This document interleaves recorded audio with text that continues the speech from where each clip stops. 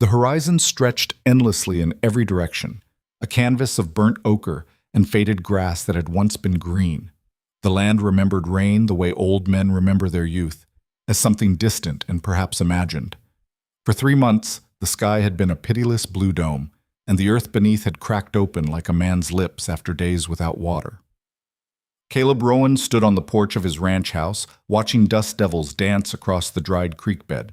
His hands, weathered and calloused from 2 decades of frontier life, gripped the wooden railing hard enough to make it creak.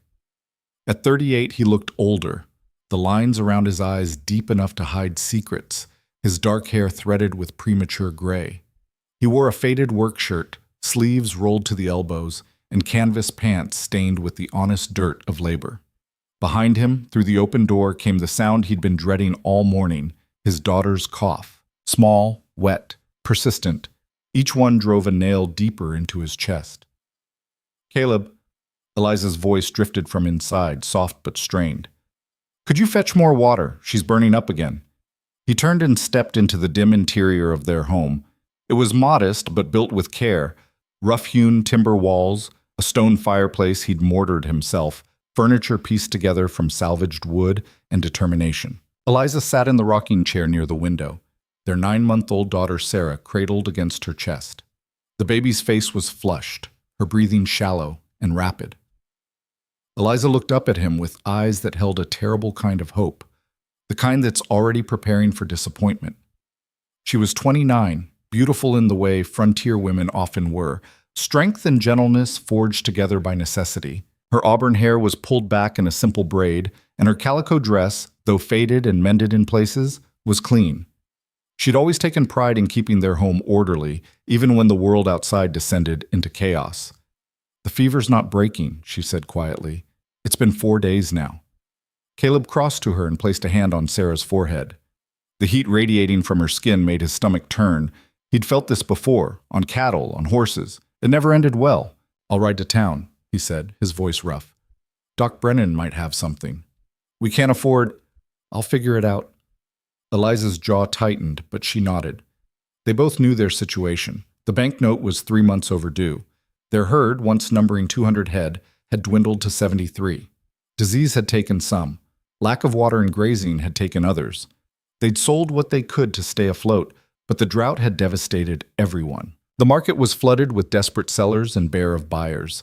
The sound of boots on the porch made them both look up. Their son Evan appeared in the doorway, silhouetted against the harsh sunlight. At 16, he was already taller than Caleb, all lean muscle and restless energy. His face was sun-browned, his sandy hair perpetually tousled. He carried a rifle in the crook of his arm. "Got 2 rabbits," he announced, holding up his catch. Then his eyes fell on Sarah, and his expression shifted. "She's not better?" "Not yet," Caleb said, "but she will be. Take those to your mother. I'm heading to town." "I'll come with you." "Stay here. Help your mother. Check the remaining herd. Make sure they're not straying toward Hale's boundary markers." At the mention of Victor Hale's name, the temperature in the room seemed to drop. Evan's jaw clenched, a gesture so like his father's it was almost eerie. "He moved them again," Evan said. "His markers. 200 yards onto our grazing land." Caleb felt a familiar anger kindle in his chest. "When?" "Must have been yesterday. Found fresh posts this morning." "That son of a—" Caleb stopped himself, glancing at Eliza. "I'll handle it." "When?" Evan challenged. "We keep saying we'll handle it, but Hale keeps taking more. First it was Johnson's water rights. Then the Pembers lost their south pasture. Now he's creeping onto our land and we just—" "Evan." Caleb's voice carried the weight of authority that came from years of being responsible for other lives. "Not now." Father and son stared at each other for a long moment. Finally, Evan looked away, that familiar frustration evident in every line of his body. He was at that age where he could see problems clearly, but couldn't yet grasp the complexity of solutions. Everything was simple when you were 16. "I'll check the herd," Evan muttered, turning to leave. After he'd gone, Eliza spoke softly. "He's right, you know, about Hale." "I know. So what are we going to do?" Caleb met his wife's eyes. In them, he saw the same question that had haunted him for months. What were they going to do? The drought would break eventually. It had to. But would they survive long enough to see it? And even if they did, what would be left? One thing at a time, he said, reaching for his hat. First we get Sarah well. The ride to town took 40 minutes across country that grew more desolate by the day. Caleb pushed his horse, a sturdy roan gelding named Rusty, harder than he should have, but every minute counted, and the animal sensed his urgency. The town of Redemption sat in a shallow valley where three trails converged. 20 years ago, it had been little more than a trading post and a saloon. Now it boasted nearly 300 permanent residents, a main street lined with storefronts, a church, a school, and all the infrastructure of civilization trying to take root in unforgiving soil. But the drought had hit Redemption as hard as the surrounding ranches. As Caleb rode down Main Street, he saw the evidence everywhere. Businesses shuttered, for sale signs in windows, clusters of idle men standing in the shade with the defeated posture of those who'd stopped looking for work. The doctor's office occupied a small building between the general store and the land office.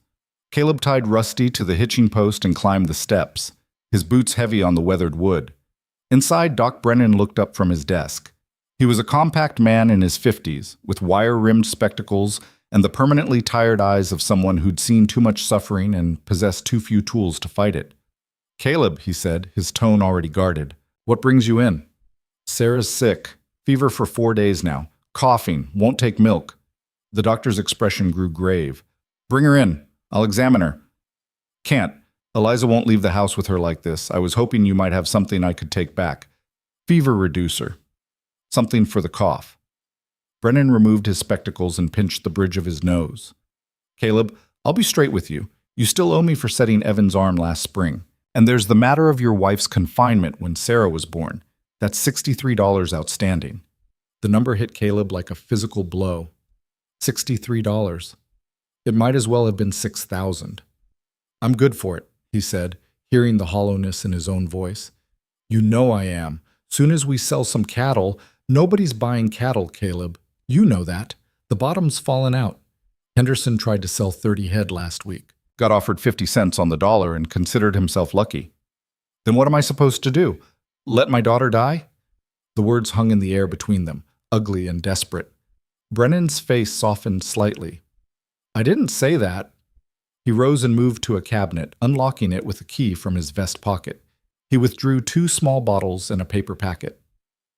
"Willow bark tea for the fever, cough syrup. And these are Dover's powders, morphine and ipecac. Use them sparingly and only if the cough gets much worse." He placed them on the desk. Caleb reached for them, but Brennan kept his hand on the items. "I'm trusting you, Caleb, because I know you're a man of your word. But I can't keep doing this. I've got my own debts. The medical supply house in Denver won't ship unless I pay in advance anymore." "I understand, and I'll pay. I swear it." Brennan released the medicines. As Caleb gathered them, the doctor spoke again, his voice lower. "There might be a way out of this. For you, I mean." Caleb paused. "What do you mean?" "Hale was in here yesterday. He's looking for a new sheriff. Word is, Marshall Davis is moving back east, can't take the isolation anymore. The position pays $100 a month, plus housing if you need it." $100 a month? The sum was staggering, more than Caleb had ever earned in his life with any regularity. It would pay off their debts, buy feed for the cattle, see them through until the drought broke. "Why would Hale offer that to me?" Caleb asked, suspicion creeping into his voice. Brennan shrugged.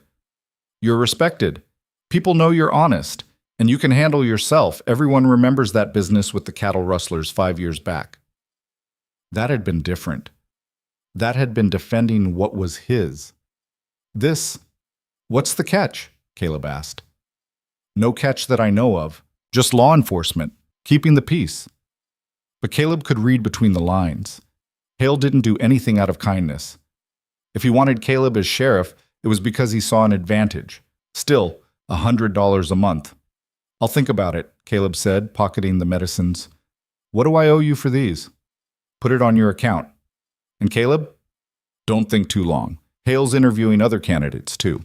Outside, the afternoon sun had intensified, turning Main Street into a furnace. Caleb stood on the doctor's porch, his mind churning. Sheriff. The word felt foreign in his mouth. He was a rancher. His father had been a rancher. his grandfather before him. The land was in his blood, but blood didn't pay debts, and pride didn't cure sick children. He was about to mount Rusty when a voice called out, "Caleb Rowan, just the man I wanted to see." Caleb turned to find Victor Hale approaching from across the street. At 52, Hale cut an imposing figure. Tall and barrel-chested, he wore expensive clothes imported from back east, a tailored suit despite the heat, polished boots, a silver watch chain glinting at his vest. His hair was steel gray and immaculately groomed, his beard trimmed to a sharp point. Everything about him spoke of power and control. Two men flanked him, hired muscle. One was a lean man named Cutter, with a knife scar running from his left ear to his chin. The other, Bull, lived up to his nickname, massive, thick-necked, with hands like slabs of meat. They were Hale's enforcers, the men who made sure his will was executed. "Mr. Hale," Caleb said neutrally. Hale smiled, but it didn't reach his eyes. "Heard your little girl's taken ill. Shame. These frontier children are delicate things.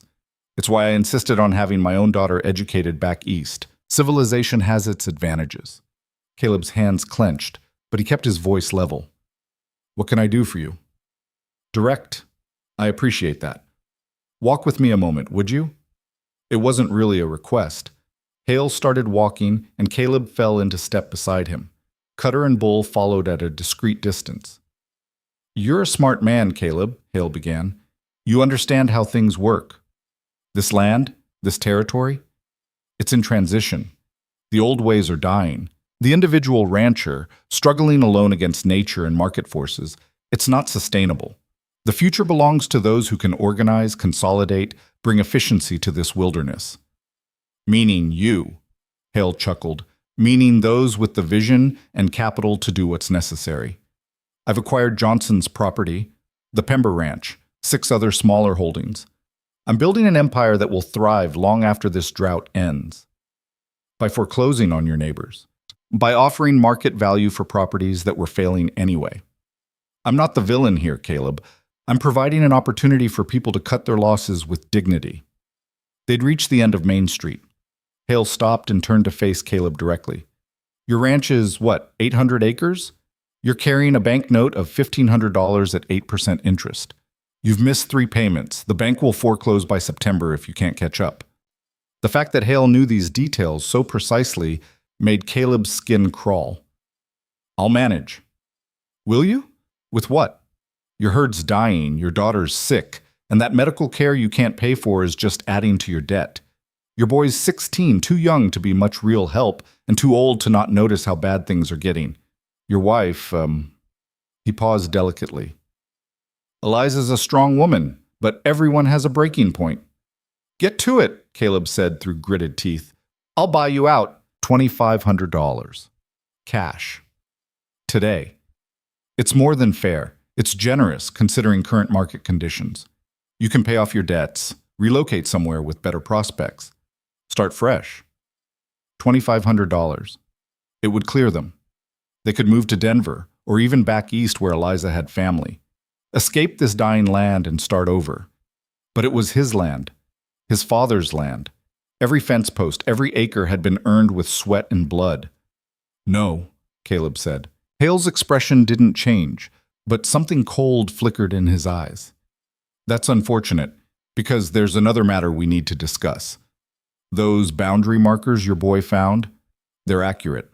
I had the land surveyed properly by a certified surveyor from the territorial office. Your father's original claim was recorded incorrectly. That grazing land you've been using, it's actually mine. That's a lie. It's documented fact. I have the survey maps and the corrected deed. You've been trespassing on my property for years. Now I'm willing to overlook that, if we can reach an agreement." Caleb felt the trap closing around him. "What kind of agreement?" "Sell me your ranch at my price, and I'll forget the trespass. Refuse, and I'll pursue legal action.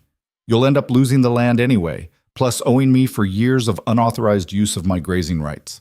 Could be thousands of dollars, on top of what you already owe." The world seemed to tilt. This couldn't be happening. Not now.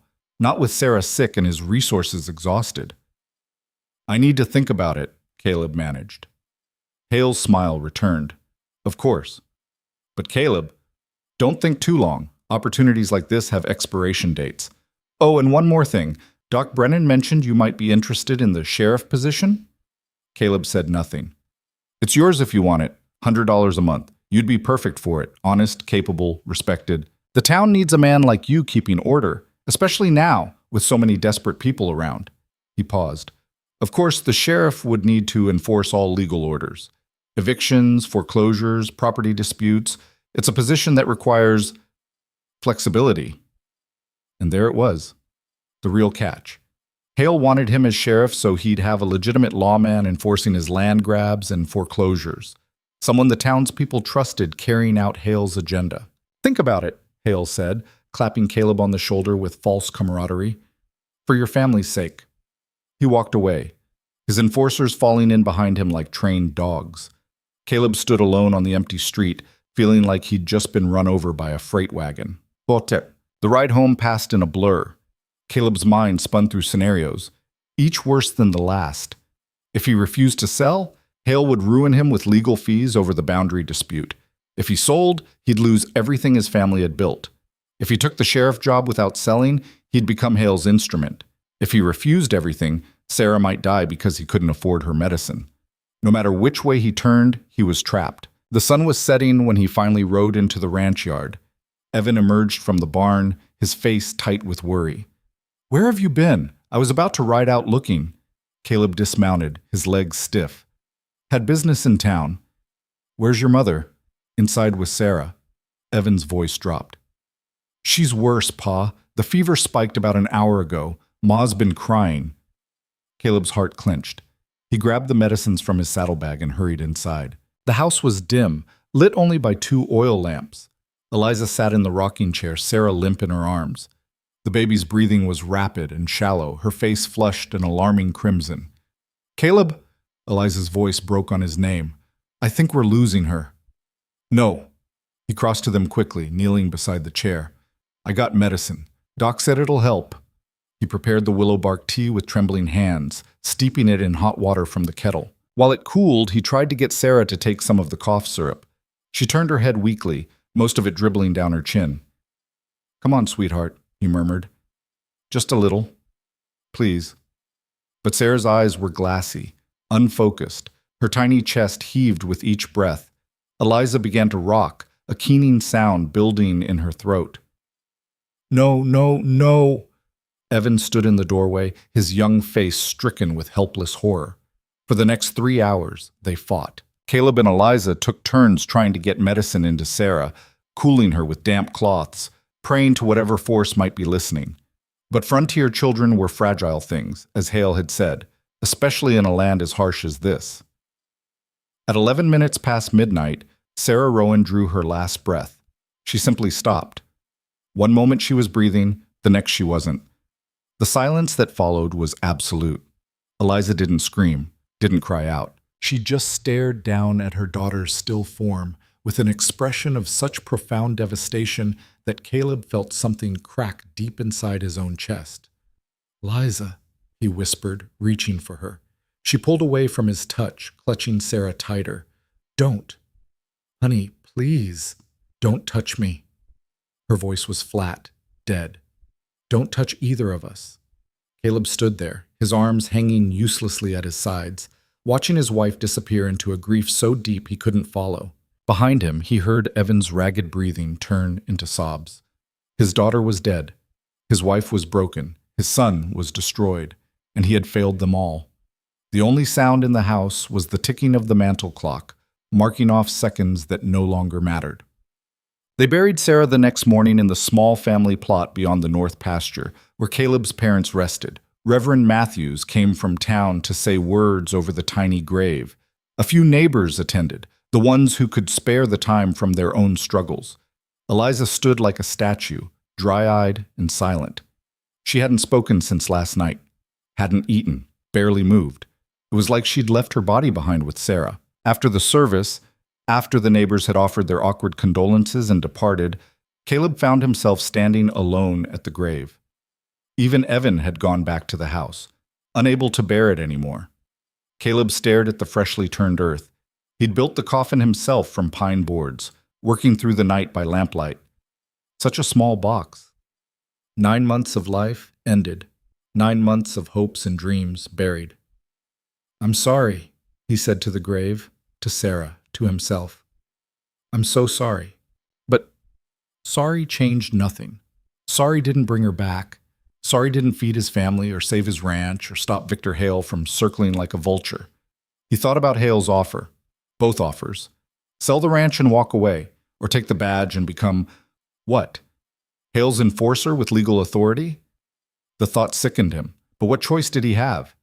He couldn't protect his family through honest labor. Not anymore. The drought had seen to that. The market collapse had finished the job. Now the only currency that mattered was power, and he had none. Unless he took it. The sun climbed higher, baking the dry earth. Caleb remained at the grave until Evan came to fetch him for the midday meal. Together, father and son walked back to the house where Eliza waited, lost in her own darkness. That night, after Evan had gone to bed and Eliza had retreated to their room without speaking, Caleb sat alone at the kitchen table. Before him lay a blank piece of paper and a pencil. He thought about his father, about the pride of building something from nothing, about honor and integrity and all the values he'd been raised to cherish. Then he thought about Sarah's grave, about Eliza's empty eyes, about the banknote coming due and Hale's legal threats and the slow death of everything he'd worked for. Finally, as the clock struck 11, Caleb picked up the pencil and began to write. "Mr. Hale, I accept your offer of the sheriff position. I will report for duty at your earliest convenience. Caleb Rowan." He sealed the letter and set it on the table. Tomorrow he'd ride to town and deliver it. Tomorrow he'd put on a badge and sell whatever remained of his soul. But tonight he allowed himself one last moment of being the man he used to be. In the bedroom, through the thin wall, he could hear Eliza crying, the first tears she'd shed since Sarah died. Soft, broken sounds that tore at him worse than any scream. He wanted to go to her, to hold her and promise that everything would be all right, but he'd made enough promises he couldn't keep. Instead, he sat in the darkness and listened to his wife's grief, knowing that what he was about to do would likely drive a wedge between them that might never be removed. But he would do it anyway. Because keeping them alive mattered more than keeping them happy. Survival trumped everything else, even love, even honor.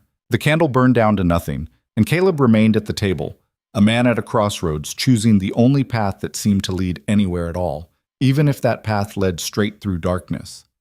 Outside, the drought-stricken land lay silent under a merciless moon.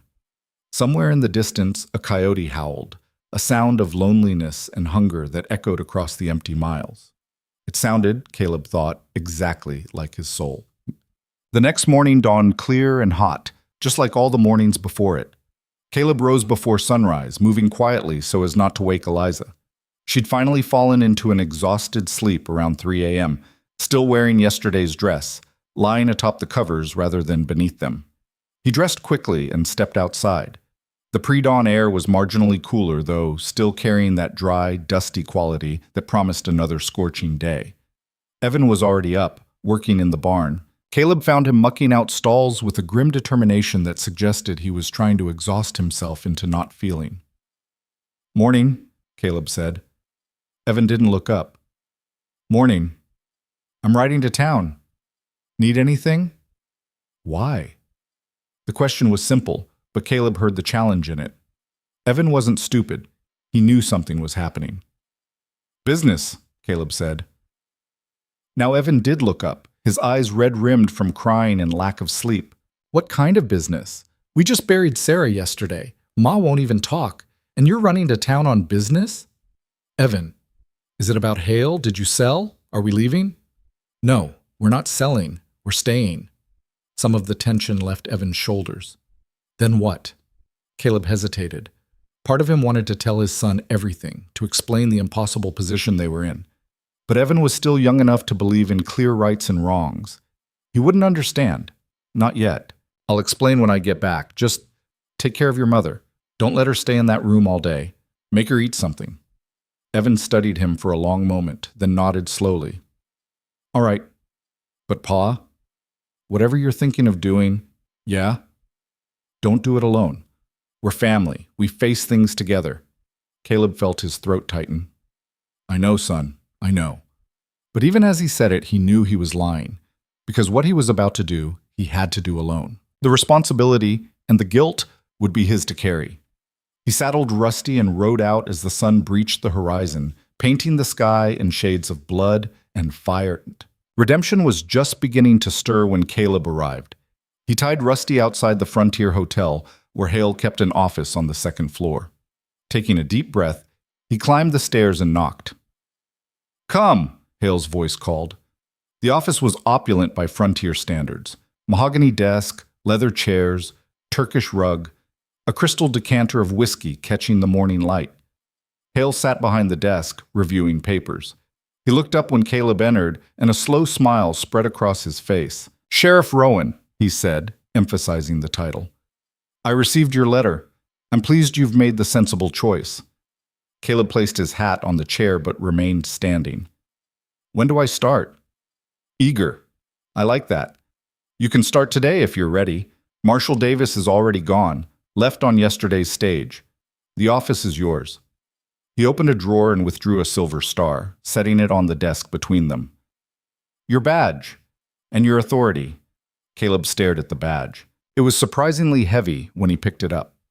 5 points, the word sheriff engraved in the center. It felt like picking up a shackle. "There are, of course, certain understandings we should establish," Hale continued, leaning back in his chair. "As sheriff, you'll enforce all legal orders. Evictions, foreclosures, property disputes, all executed with the full weight of the law." "I know what sheriffs do." "Good.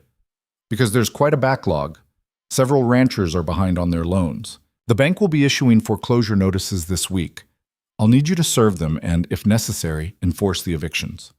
Caleb's stomach turned. "Who?" Hale consulted a list.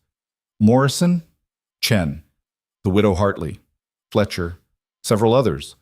All legitimate, all legal, all necessary for the orderly transfer of property rights." These were his neighbors, people he'd known for years. Morrison had helped him build his barn. Chen had gifted them with fresh vegetables when Eliza was pregnant. Widow Hartley had brought food after Sarah's birth. "I need time," Caleb said, "to get situated, learn the job." "Of course. You have until Monday. That's 3 days. Sufficient time to familiarize yourself with the office and review the pending cases. After that, I expect results." 3 days.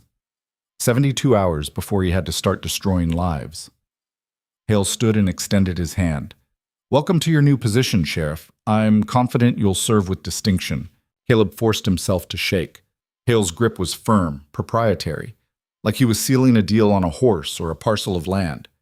Which, in a way, he was. He'd just bought himself a sheriff. The sheriff's office occupied a stone building on Main Street, next to the jail. Caleb stepped inside, badge pinned to his shirt, feeling like an imposter. The office was Spartan, a desk, filing cabinets, a gun rack holding 2 rifles and a shotgun, a pot-bellied stove in the corner.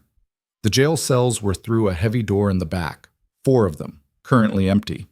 Caleb sat at the desk that was now his and opened the top drawer. Inside were stacks of papers, complaints, arrest warrants, legal notices. He pulled out the foreclosure notices and spread them on the desk. Morrison Ranch, amount owed $843. Chen property, amount owed $612. Hartley Homestead, amount owed $456. Fletcher Farm, amount owed $1,021. 8 properties in total. 8 families about to lose everything. And he was the man who would take it from them. Caleb leaned back in the chair and closed his eyes. He could still back out. He could remove the badge, walk away, find some other solution. But what solution? The banknote would come due. Hale would pursue the boundary dispute. Medical bills would pile up, and eventually it would be his own family standing on the wrong side of an eviction notice. At least this way, he could provide for them, protect them, even if it cost him everything else. The door opened and Doc Brennan stepped in. He saw the badge on Caleb's chest and nodded slowly. "So you took it." "Didn't have much choice." "We always have choices, Caleb. We just don't always like the alternatives." Brennan moved to the stove and poured himself coffee from the pot that was somehow still warm. "I'm sorry about Sarah, truly." "Thank you." Eliza holding up? No. Brennan sipped his coffee, studying Caleb over the rim. This job is going to change you. You know that, right? Wearing that badge for Hale, it's not the same as enforcing real justice. I'll enforce the law. Hale's law. There's a difference. The law is the law. Is it? Brennan set down his cup. When the law is being used as a weapon by one man to consolidate power and crush everyone else, is it still justice, or is it just tyranny with paperwork? Caleb stood abruptly. Did you come here for a reason, Doc? Or just to lecture me about moral philosophy?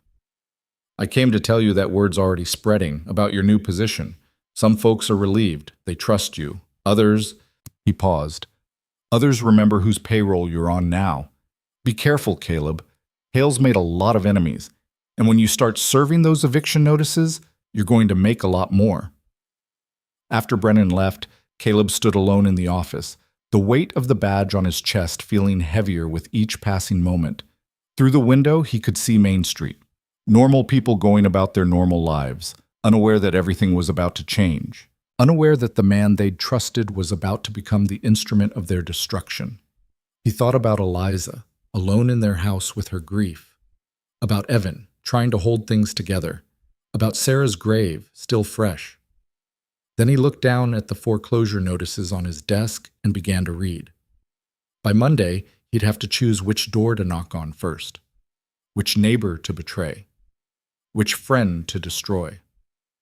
The badge caught the light, throwing silver reflections across the wall. And Caleb Rowan, rancher turned sheriff, began the slow descent into a darkness from which there might be no return. Monday morning arrived with the inevitability of execution day. Caleb stood in front of the small mirror in the sheriff's office, adjusting his gun belt for the third time. The Colt .45 sat heavy on his hip, a reminder that this job came with the authority to enforce its demands by any means necessary. Behind him, the foreclosure notices lay stacked on his desk like a death sentence he'd have to deliver personally. He'd chosen Morrison first, not because it would be easiest, but because delaying would only make it worse. James Morrison had been the first man to welcome Caleb's family when they'd arrived in Redemption 17 years ago. He taught Evan to fish in the creek that ran through both their properties. His wife Martha had helped Eliza through 2 difficult pregnancies, and now Caleb was going to take his home. The ride to the Morrison Ranch felt longer than the actual 12 miles. Every landmark along the way held memories. The lightning-struck cottonwood where he and James had sheltered from a storm, the bend in the creek where they'd pulled a calf from the mud, the ridge where they'd stood together watching their combined herds graze in better times. The Morrison homestead came into view around noon. It was smaller than Caleb's spread, maybe 400 acres, with a modest house and a barn that leaned slightly to the east. Chickens scattered as Caleb rode into the yard. A dog, old Rufus, Morrison's ancient hound, lifted his head from the porch but didn't bark. He'd known Caleb since he was a puppy. James Morrison emerged from the barn, wiping his hands on a rag. He was 53, weathered and lean, with a farmer's perpetual squint. When he saw Caleb's badge, his expression hardened. "So it's true," Morrison said flatly. "You're wearing Hale's star." Caleb dismounted slowly, the foreclosure notice folded in his shirt pocket, feeling like it weighed 20 pounds. "James, don't." Morrison held up a hand. "Don't you dare try to explain this to me like we're still friends. Friends don't sell out to men like Victor Hale." "I didn't have a choice." "There's always a choice, Caleb. You just didn't like the alternatives." Morrison's jaw clenched. "I heard about Sarah. I'm sorry for that, truly. But it doesn't give you the right to come here and do his dirty work." The words hit harder because they were true. Caleb reached for the notice anyway, pulling it from his pocket. "I have to serve you this. Legal foreclosure notice from Redemption Bank. You have 30 days to settle your account or vacate the property." Morrison took the paper with trembling hands. His eyes scanned it once, then again, as if reading it multiple times might change what it said. $843. I don't have it. You know I don't have it. I know. My cattle died. Same as everyone else's. The well went dry. I've got nothing left to sell except the land itself, and Hale knows it. This isn't about debt, Caleb. It's about theft. Legal theft, but theft all the same. From inside the house, Martha Morrison appeared in the doorway. She was a small woman, graying at the temples, wearing a faded apron. When she saw Caleb's badge and her husband's face, she seemed to age 10 years in an instant. "James?" Her voice was small, frightened. Morrison turned to her, the foreclosure notice hanging limp in his hand. "We have 30 days. Martha's hand went to her mouth. No, we can't. This is our home. We raised our children here. My mother's buried on the North Hill." "I know, Martha, I know." She looked at Caleb then, and the betrayal in her eyes was worse than any physical blow. "How could you? After everything, how could you?" "I'm just enforcing the law," Caleb said, but the words tasted like ashes. "The law?" Martha's voice rose, cracking. "You're not enforcing anything except Victor Hale's greed. You know what he'll do with this land? He'll add it to his empire and forget we ever existed. 37 years we've been here, Caleb. 37 years of work and sacrifice, and you're going to let him take it in 30 days? Caleb had no answer. What could he say that wouldn't sound like an excuse? Morrison stepped between his wife and Caleb, his face hard. "You've delivered your notice, Sheriff. Now get off my property. And don't come back unless you're ready to drag me out at gunpoint, because that's what it's going to take." The ride back to town was worse than the ride out. Caleb could feel Morrison's eyes on his back the entire way, burning with accusation and fury. When he finally crossed onto the main road, he pulled Rusty to a stop and sat there for a long moment, his hands shaking. 1 down. 7 to go. The pattern repeated itself throughout the week with sickening consistency. Chen met him with stoic silence, accepting the notice without a word, but with eyes that promised he'd never forgive. Widow Hartley wept on her porch, begging Caleb to talk to Hale, to ask for more time, to do something, anything. Fletcher met him with a rifle, and for a tense minute Caleb thought he'd have to draw his own weapon. But Fletcher's daughter had talked him down, and Caleb had left the notice on the fence post like a wanted poster for a man's entire life. By Friday afternoon, all 8 notices had been served. Caleb sat in his office staring at the signatures he'd collected, proof of service, proof of his betrayal. Outside, the sun beat down mercilessly, and somewhere in the distance, thunder rumbled, empty promise of rain that never came. The door opened without a knock. Evan stood there, his face flushed from riding hard. "I need to talk to you." Caleb straightened in his chair. "What's wrong? Is your mother—" "Ma's the same, won't eat, won't talk, just sits in Sarah's room holding her clothes." Evan's voice was tight with controlled anger. "But that's not why I'm here. I heard what you've been doing. Morrison, Chen, the widow. Everyone's talking about it. Evan, they're calling you Hale's dog. His enforcer. They say you sold out everyone who ever helped us." The words struck like bullets, but Caleb kept his expression neutral. "I'm doing my job." "Your job?" Evan's laugh was bitter. "Your job is destroying people's lives. Morrison taught me to fish. Chen gave us vegetables when we had nothing, and you're throwing them off their land for Hale's profit. The bank owns their mortgages. The law says, I don't care what the law says." Evan slammed his hand on the desk. "I care what's right. And what you're doing is wrong. You know it is." Caleb stood slowly, his own anger rising. "You think I don't know that? You think this is easy for me? I'm doing what I have to do to keep this family alive. By killing your soul? By becoming exactly what Hale wants you to be? By providing for you and your mother? By making sure we don't end up like Morrison or Chen or any of the others? Someone has to make the hard choices, Evan. Someone has to—" "Don't." Evan's voice dropped to something cold and hard. "Don't you dare make this about protecting us. You took that badge to save yourself, to save the ranch. And maybe that's necessary, I don't know. But don't pretend you're doing it for me or Ma. Own what you're doing, at least." The silence that followed was absolute. Father and son stared at each other across a divide that seemed to widen with each heartbeat. "Get out," Caleb said quietly. "Gladly." Evan turned toward the door, then paused. "I'm leaving. Going to work for the Suttons over in Pine Valley. They need help with their herd, and they actually pay wages instead of just talk about family loyalty." "Evan, wait."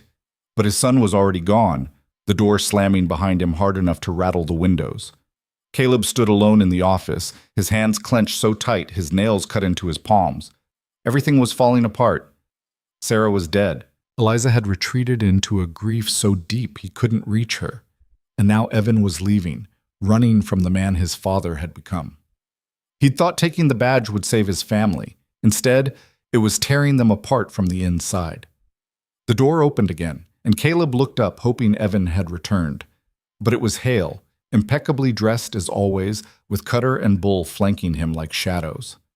"Sheriff," Hale said pleasantly, "I hear you've completed the eviction notices." "Well done. Very efficient." "What do you want?" Hale's smile didn't waver at Caleb's tone. "Simply to commend your work, and to discuss the next phase. The 30-day notices will expire soon. Some will pay. Somehow they always find money when the alternative is losing everything. But others won't. Can't. And when that happens, I'll need you to enforce the evictions. Physically remove them if necessary." The thought of dragging Morrison out of his house at gunpoint made Caleb's stomach turn. "That's 3 weeks away. We'll deal with it then." "Indeed, but I wanted to ensure we understood each other. Some may resist. They may threaten violence. When that happens, you'll have the authority and the obligation to respond with appropriate force."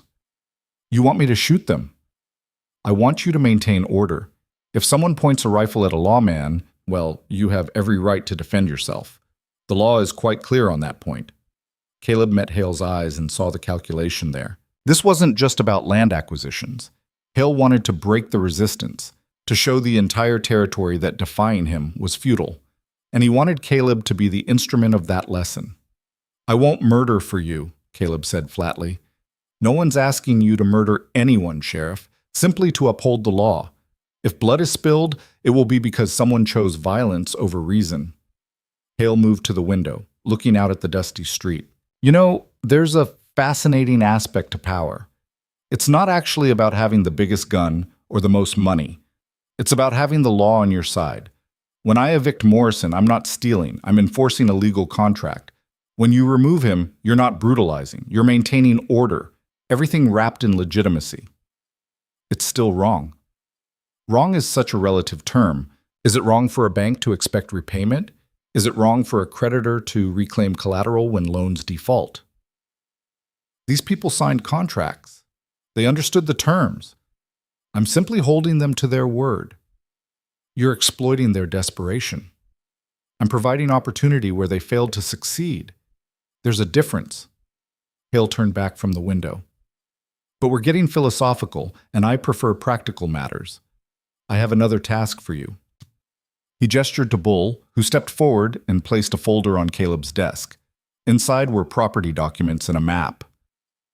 "There's a parcel of land adjacent to your ranch," Hale continued. "Small holding, maybe 80 acres, belongs to a man named Sullivan, former prospector, keeps to himself. The land's mostly worthless except for one detail. It has water rights to the creek that runs through your property." Caleb felt ice form in his chest. "What about it?" "Sullivan's willing to sell. To me. But the sale would include those water rights, which means I'd control access to the creek that currently keeps your cattle alive." Hale's smile was cold. "Unless, of course, we could come to an arrangement." "What kind of arrangement?"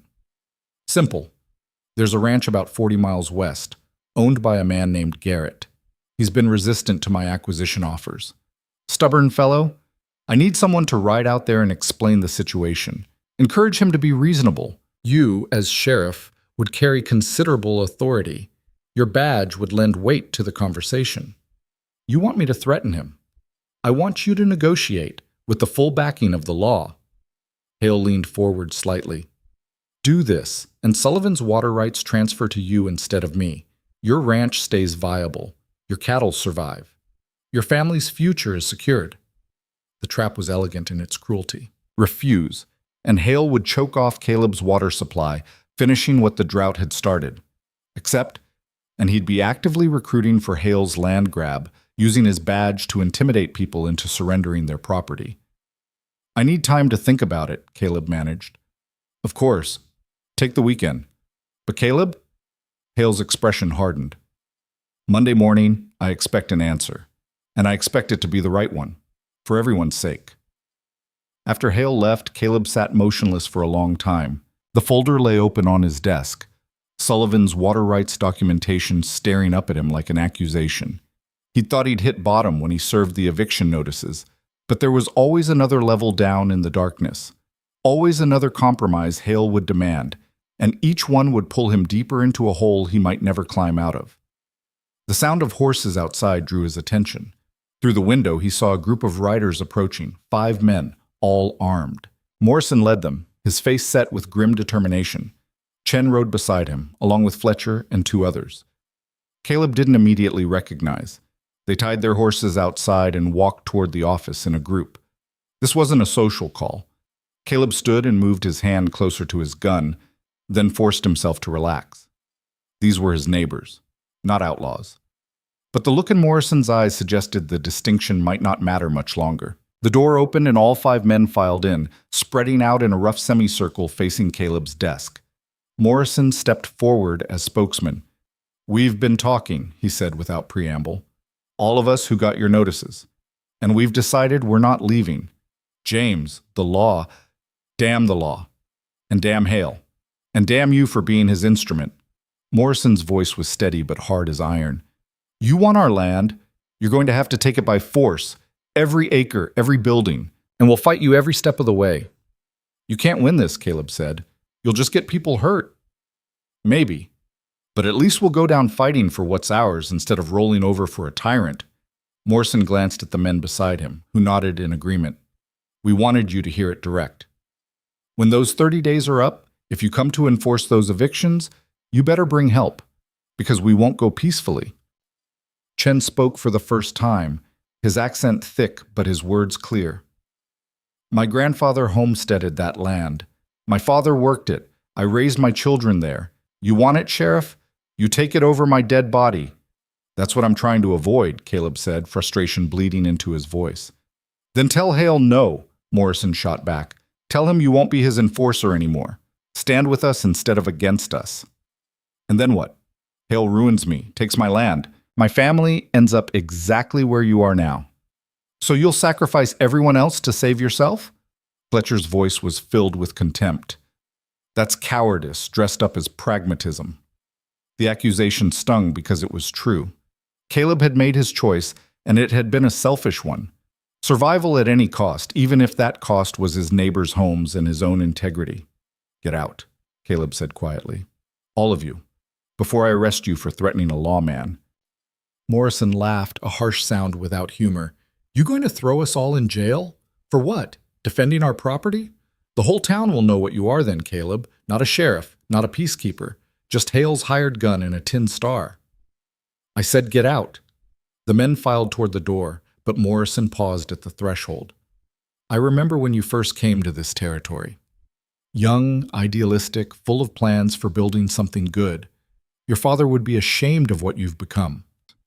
The door closed behind them, and Caleb stood alone in the silence. His father's face rose in his memory, weathered and honest, a man who'd never compromised his principles even when it cost him dearly. What would he think of his son now? Of the badge Caleb wore and the work it required him to do? He already knew the answer, and it burned like acid in his chest. The rest of the day passed in a fog. Caleb made his rounds through town, checking on businesses, breaking up a minor dispute between 2 drunks outside the saloon. Normal sheriff duties that felt grotesque given what he'd become. People looked at him differently now. Some with fear, some with contempt, a few with pity, which was somehow worse than the hatred. As evening approached, Caleb found himself riding home instead of staying in the office as he'd been doing most nights. He told himself it was to check on Eliza, to see if Evan had calmed down. But really, he just needed to see them, to remember what he was fighting for, even if his methods were destroying him. The ranch looked abandoned in the fading light. No smoke from the chimney, no lanterns lit. For a moment, Caleb felt a spike of fear that something had happened, that Eliza had... But then he saw her, sitting on the porch in the old rocking chair, the same chair where she'd held Sarah during those final hours. She wasn't rocking, just sitting motionless, staring at nothing. Caleb dismounted and approached slowly. "Eliza?" She didn't acknowledge his presence, didn't move. Her hands lay in her lap, and her face was pale in the dimming light. "Honey, have you eaten today?" "Nothing." Eliza, please, talk to me. Finally, her eyes shifted to meet his. But there was no recognition in them, no warmth. She looked at him the way she might look at a stranger who'd wandered onto her property. "You're home," she said flatly. "I wanted to check on you, to see if you needed anything." "What I need, you can't give me." Her voice was hollow, drained of all emotion. "What I need is buried in the north pasture." The words hit him like a punch. I know you're hurting. I am too. But we have to keep going. We have to. Do we?" She looked away again, back toward the horizon. "Sometimes I wonder why. What's the point of going on when everything good just gets taken away?" "Don't talk like that." "Why not? It's true. Sarah's gone. Evan's leaving. You've become someone I don't recognize. What's left worth preserving?" Caleb knelt in front of her chair, forcing her to meet his eyes. "We are. Us. This family. I know things are bad right now, but they'll get better. The drought will break. We'll rebuild. We'll—" "Stop." She pulled back from his touch. "Stop lying to me and to yourself. Nothing's going to get better. Not while you wear that badge. Not while you do Hale's work. I'm doing it for us. To save the ranch. To keep us from ending up like Morrison or— I don't care about the ranch." The sudden vehemence in her voice shocked them both. "I don't care about the land or the cattle or any of it. I care about who we are, who you are. And you're killing that person, Caleb. Every eviction notice you serve, every order you follow from that monster, you're destroying the man I married. Then what do you want me to do? Quit? Let Hale take everything? Watch our family starve? I want you to fight." Tears finally broke free, streaming down her face. "Not for the ranch, not for profit, but for what's right. The Caleb I married would never have forced Morrison off his land. He would have found another way. Or he would have lost everything fighting for justice instead of winning by betrayal." She stood abruptly, moving past him toward the door. "I'm sleeping in Sarah's room tonight. Don't follow me." Caleb remained on the porch, kneeling where she'd left him, as darkness settled over the land. His wife's words echoed in his head, mixing with Morrison's accusation and Evan's anger. Everyone he loved was telling him the same thing, that he'd made the wrong choice, that the badge was corrupting him, that he was becoming the very thing he'd always despised. But what choice did he have? Walk away from the only income keeping them afloat? Defy Hale and lose everything? Risk violence that might get people killed? The sound of hoofbeats approaching pulled him from his thoughts. Evan rode into the yard, his horse lathered from hard riding, but he wasn't alone. Behind him came another rider, a girl about his age, elegantly dressed even in riding clothes. It took Caleb a moment to recognize her, Catherine Hale, Victor Hale's daughter. Caleb stood as they dismounted. Evan's face was flushed, defensive. Catherine met Caleb's gaze with remarkable composure for someone barely 17. She had her father's sharp features, but softened by youth, and perhaps a conscience he'd long since discarded. "Pa, this is Catherine," Evan said, his tone challenging. "We've been riding together." "Miss Hale," Caleb said carefully, "does your father know you're here?" "He knows I go riding. He doesn't track my every movement." Her voice was cultured, educated back east, as Hale had mentioned. "I wanted to meet Evan's family properly, to pay my respects for your loss." There was genuine sympathy in her eyes, and Caleb felt his suspicion waver. But she was still Hale's daughter. Trusting her could be dangerous. "That's kind of you," he managed. "But it's late. Your father will worry." "Let him." She smiled, and Caleb saw steel beneath the politeness. "Besides, I wanted to talk to you, Sheriff Rowan, about my father's business practices." That got his full attention. "What about them?" Catherine glanced at Evan, who nodded encouragingly. She took a breath and continued. "I've been reviewing my father's papers. He's not as careful about locking his study as he thinks. The foreclosures, the evictions, they're not all legitimate." "What do you mean?" "I mean he's been manipulating the bank, some of those mortgages he's calling in. The payment deadlines were changed. Loans that weren't due until next year are suddenly in default. He's falsifying records to accelerate the foreclosures." Caleb's mind raced. If that was true, it would invalidate the evictions. But it would also mean going up against Hale directly, challenging him in a way that would have consequences far beyond a simple legal dispute. "Do you have proof?" "Copies. In a safe place." Catherine's expression was serious. My father is many things, but he's not as clever as he thinks. He's left a trail. Someone just needs to follow it. Why are you telling me this? He's your father. Because what he's doing is wrong, and because, she glanced at Evan again, because some things matter more than family loyalty, justice, truth, the kind of person you choose to be. The words hit Caleb hard. This girl, barely more than a child, had more moral clarity than he'd shown in weeks. She was risking her relationship with her father, her inheritance, everything, to do what was right. And what was he doing? Taking the easy path, the safe path, the coward's path. I need those documents, Caleb heard himself say. If we're going to stop this, we need evidence that will hold up in court. Catherine nodded. I can get them, but it has to be soon. Father's planning something bigger. I've heard him talking with his men about clearing out the entire valley, not just a few ranches, everyone. He wants to build an empire, and he won't stop until he owns everything from here to the territorial boundary. When? I don't know exactly, but soon, within the month. She reached into her riding coat and pulled out a folded paper. This is a list of all the properties he's targeting. Yours is on it, Sheriff. Whatever arrangement you think you have with him, it's temporary. Eventually he'll come for you too. Caleb took the list and unfolded it. Sure enough, there was his ranch, marked with a notation.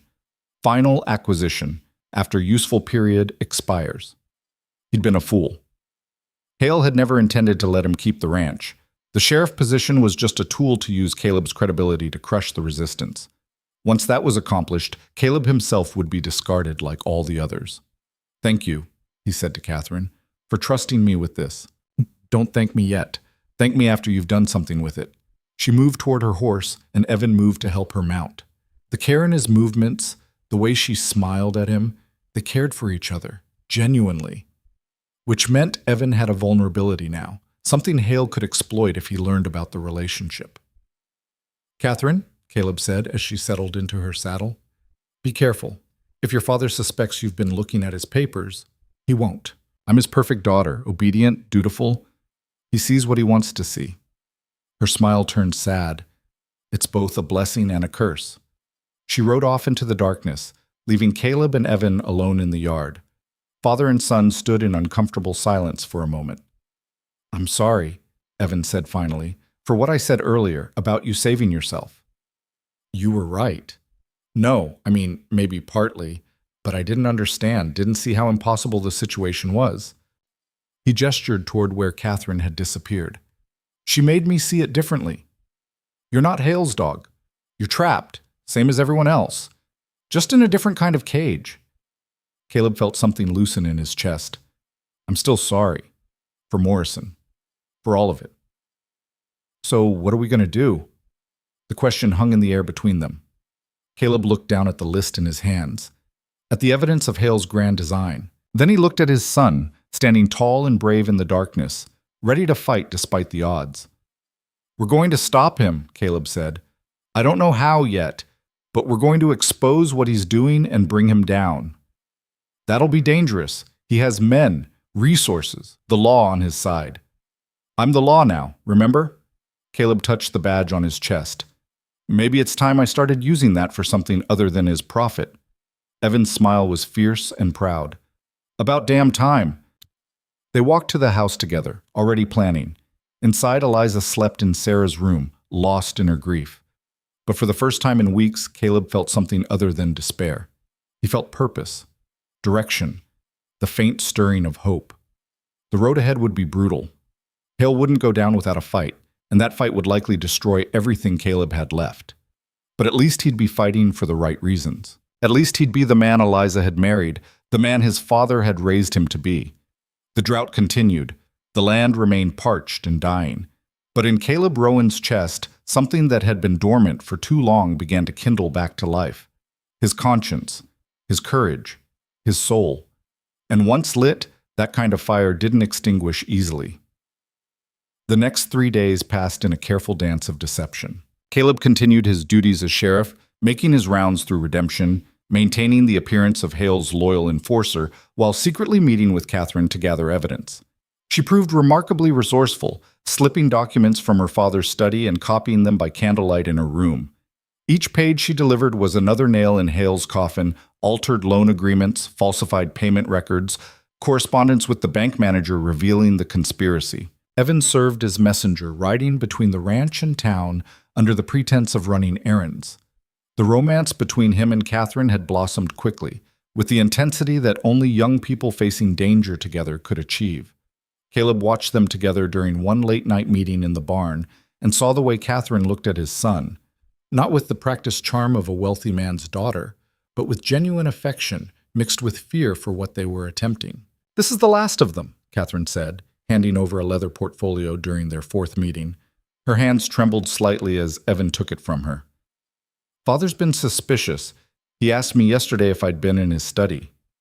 "What did you tell him?" Caleb asked, scanning the documents quickly. More evidence of fraud, of bribes paid to Judge Henderson, of threats made to witnesses who might testify against Hale's land acquisitions. That I'd been looking for stationery to write to my friends back east. He seemed to accept it, but I can't risk going back. If he catches me...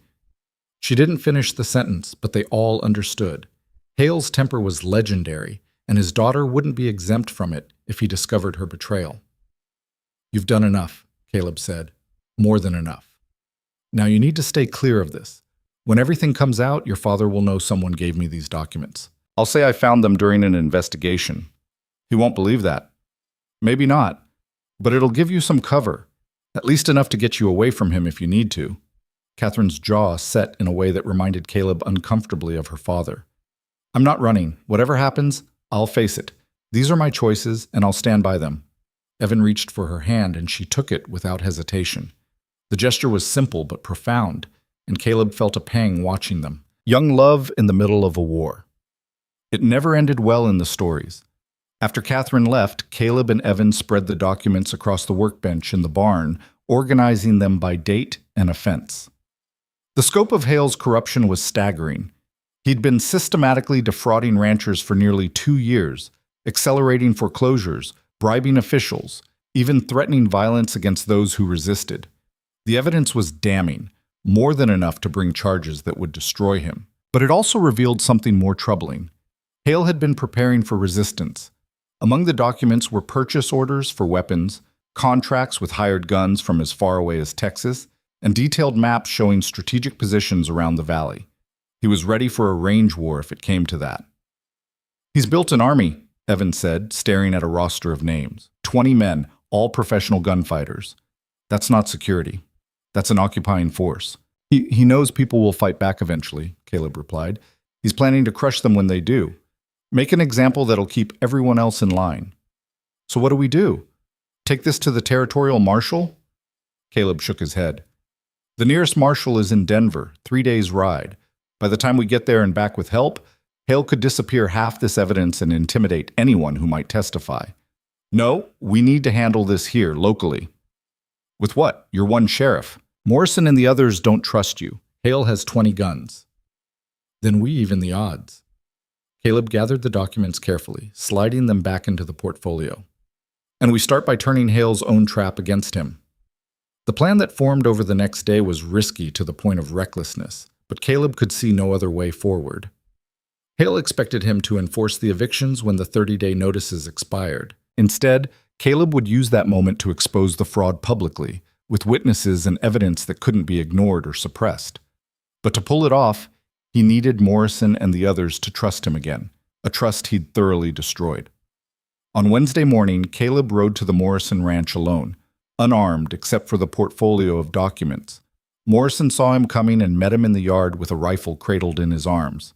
"I told you not to come back unless you were ready to drag me out," Morrison said coldly. "I'm not here to evict you. I'm here to ask for your help." Morrison's eyes narrowed. "Help? After what you've done?" "After what I've done, I don't deserve it. But I'm asking anyway." Caleb dismounted slowly, keeping his hands visible. "James, I need you to listen. Really listen. Because what I'm about to tell you could get us all killed, but it might also save every ranch in this valley." Something in his tone must have gotten through, because Morrison's grip on the rifle loosened slightly. "I'm listening." Caleb laid out everything: Hale's fraud, the falsified documents, Catherine's involvement, the evidence they'd gathered. He showed Morrison the altered loan agreement for his own property, pointing out where the payment deadline had been changed from 18 months in the future to 3 months in the past. "Your mortgage isn't even due yet," Caleb said. "None of them are. Hale's been manufacturing defaults to justify the foreclosures. Everything he's doing is illegal." Morrison studied the documents for a long time, his weathered face unreadable. When he finally looked up, his eyes were hard. "Why should I believe this isn't some new trick? Another way for Hale to tighten his grip? Because if it was, I wouldn't be showing you evidence that could hang him. I'd just enforce the evictions like he expects." Caleb met his old friend's gaze steadily. "I made mistakes, James. Terrible ones. I let fear drive me into making a deal with the devil, and I hurt people I cared about. I can't undo that, but I can try to make it right." "By doing what, exactly?" "By exposing him, publicly, in a way he can't escape or cover up." Caleb outlined his plan, using the eviction day to gather all the affected ranchers, along with witnesses from town, and revealing the fraud with the documents as proof. "But I need your help. Need you to convince the others to trust me one more time." Morrison was quiet for a long moment, his jaw working. "You're asking a lot. These people hate you right now. Some of them want to shoot you on sight." "I know. And if this goes wrong, Hale will crush all of us. His hired guns will burn us out, maybe kill anyone who resists." "I know that too. Then why risk it? Why not just take this evidence and run? Get yourself and your family clear before the hammer falls." Caleb thought about Eliza, still lost in her grief. About Evan and Catherine, young and hopeful despite everything. About Sarah's grave on the north pasture, and all the other graves that would join it if Hale wasn't stopped. "Because running won't stop him," Caleb said quietly. "He'll keep taking land, keep crushing people, until he owns everything worth owning. Someone has to stand up, might as well be us." Morrison studied him for another long moment, then nodded slowly. "All right, I'll talk to the others. But Caleb, if this is a trick, if you betray us again, I'll kill you myself, friend or not." "Fair enough." Over the next 2 days, Morrison worked his magic. He was respected among the ranching community, and his endorsement carried weight that Caleb's badge never could. One by one, the affected ranchers agreed to the plan, though their trust was fragile and conditional. Chen remained skeptical but agreed to attend. Fletcher brought his sons, all 3 of them armed and watching Caleb with undisguised suspicion. Even Widow Hartley came, though she couldn't look at Caleb without tears forming in her eyes. They gathered at Morrison's ranch on Friday afternoon, 2 days before the evictions were scheduled to begin. 15 ranchers in total, representing all the properties Hale was trying to seize. Caleb stood before them in the Morrison barn, the portfolio of evidence on a hay bale beside him. "I know none of you trust me," he began without preamble. "I've given you every reason not to. I wore Hale's badge and did his work, and I convinced myself I was doing it to protect my family. But the truth is, I was just protecting myself, my comfort, my land, and I was willing to sacrifice all of you to do it." The silence in the barn was absolute. Every eye was on him, hard and unforgiving. "I can't undo what I've done," Caleb continued, "but I can tell you this. Everything Hale's built his empire on is a lie. Your loans aren't in default. Your mortgages aren't due. He's been falsifying records, bribing officials, and manipulating the system to steal your land legally." He gestured to the portfolio. "And I have proof." He spent the next hour walking them through the documents, showing each rancher the evidence of fraud specific to their property. Anger built in the room like steam in a boiler, but it was directed at Hale now, not at Caleb. "So what's the plan?" Fletcher demanded. "We can't just walk into town and accuse Victor Hale of fraud. He owns half the officials, and the ones he doesn't own, he intimidates." "We don't walk in," Caleb said. "We make him come to us. Sunday is eviction day. Hale's men will come to enforce the foreclosures, expecting resistance. When they arrive, we'll have witnesses. Doc Brennan, Reverend Matthews, shopkeepers from town. People Hale can't intimidate or buy off. And we'll have this evidence presented publicly where he can't suppress it." "And when his guns show up?" Chen asked. "Because they will. Men like Hale don't accept exposure quietly. Then we defend ourselves, legally. I'm still the sheriff. which means I have the authority to deputize every man here. If Hale's men start shooting, they're the ones breaking the law, not us." Morrison leaned forward. "You really think that'll matter? You think Hale cares about legal authority when his empire's crumbling?" "No, but I think the people of Redemption care, the shopkeepers who depend on all of us for business, the families who've watched Hale consolidate power and waited for someone to stand up to him. When they see the evidence, when they understand what he's been doing, they'll support us. And Hale can't fight an entire community." The ranchers exchanged glances, weighing the risks. Finally, Morrison spoke. "All right, we'll do it your way. But Caleb, this better work, because if it doesn't, a lot of good people are going to die." "I know," Caleb said, "and if it comes to that, I'll be right there beside you." The meeting broke up shortly after, with each rancher heading home to prepare. Caleb remained behind with Morrison, both men aware that they'd just committed to a course that might end in blood. "You've changed," Morrison observed, pouring 2 glasses of whiskey from a bottle he kept hidden in the barn. "The man who served me that eviction notice wouldn't have had the spine for this. Sarah's death changed me. Eliza's grief changed me. Watching what I'd become in Hale's service changed me." Caleb accepted the glass but didn't drink. Sometimes you have to lose everything before you remember what actually matters. And what matters? Standing for something, even if it costs you everything else. Morrison raised his glass in a silent toast, and they drank together in the dusty barn, 2 men who'd been friends, then enemies, and were now allies in a fight that would define them both.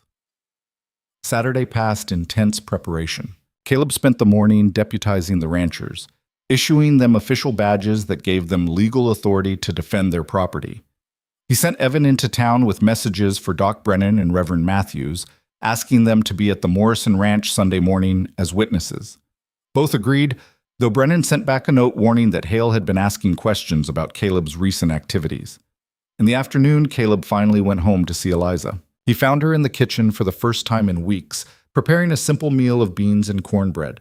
The sight of her moving around the familiar space brought a lump to his throat. "You're cooking," he said from the doorway. She didn't turn around.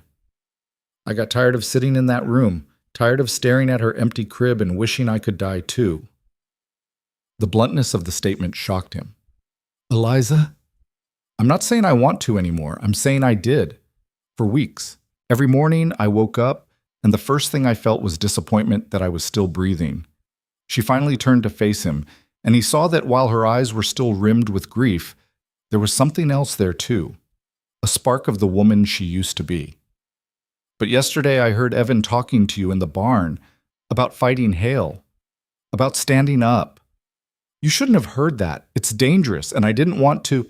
"I'm glad I heard it, because it reminded me that Sarah wasn't the only thing worth living for. There's Evan, there's you. There's the idea that maybe we can still do something good in this world, even after losing so much." Caleb crossed to her and pulled her into his arms. For the first time since Sarah's death, she didn't pull away. She held him back, her face pressed against his chest, her shoulders shaking with quiet sobs. "I'm scared," she whispered. "I'm scared you're going to die tomorrow, and I'll lose you too. And I don't think I can survive that. I'm not going to die. We're going to win this. You can't promise that." "No," he admitted. "I can't. But I can promise that whatever happens, I'm fighting for the right reasons this time. Not for land or money or survival. For justice. For the kind of world I want Evan to live in." She pulled back to look at him, her eyes searching his face. "The man I married would have said something like that. I was starting to think I'd lost him forever." "You almost did. But he's still here, still fighting." They ate dinner together, the 3 of them, and for a brief moment it felt like old times. Evan talked about Catherine, his face lighting up in a way Caleb had never seen before. Eliza listened with a mother's attention, asking gentle questions about the girl who'd captured her son's heart. And Caleb watched them both, memorizing this moment, knowing that tomorrow might shatter it forever. After Evan went to bed, Caleb and Eliza sat on the porch in the darkness. The drought continued, the sky cloudless and star-filled. But somewhere in the distance, thunder rumbled, a promise that had been broken so many times it was hard to believe anymore. "Win or lose tomorrow," Eliza said quietly, "I want you to know I'm proud of you, for finding your way back, for choosing to fight. even if it costs us everything? Even then, because some things are worth more than survival. They sat together until late, not talking, just being present with each other. And when they finally went to bed, they held each other through the night like they had when they were young, and the world was full of possibilities instead of threats. Sunday morning arrived with oppressive heat, the sun rising blood-red through the dust. Caleb woke early and dressed carefully, pinning his badge to his shirt with fingers that were steadier than he expected. He loaded his Colt and checked his rifle, then sat at the kitchen table writing a letter to Evan in case he didn't survive the day. Instructions about the ranch, about caring for Eliza, about living with integrity, no matter the cost. He sealed it and left it in his desk drawer. Evan was waiting outside with the horses saddled. He wore his deputy's badge, and Caleb noticed he'd strapped on the old Navy Colt that had belonged to his grandfather. The boy was trying hard to look brave, but Caleb could see the fear underneath. "You don't have to come," Caleb said. "This isn't your fight." "Yes, it is. You said we're family. We face things together." Evan's voice was firm. "Besides, Catherine will be there. Hale's bringing her to watch the evictions. He wants her to see what happens to people who defy him."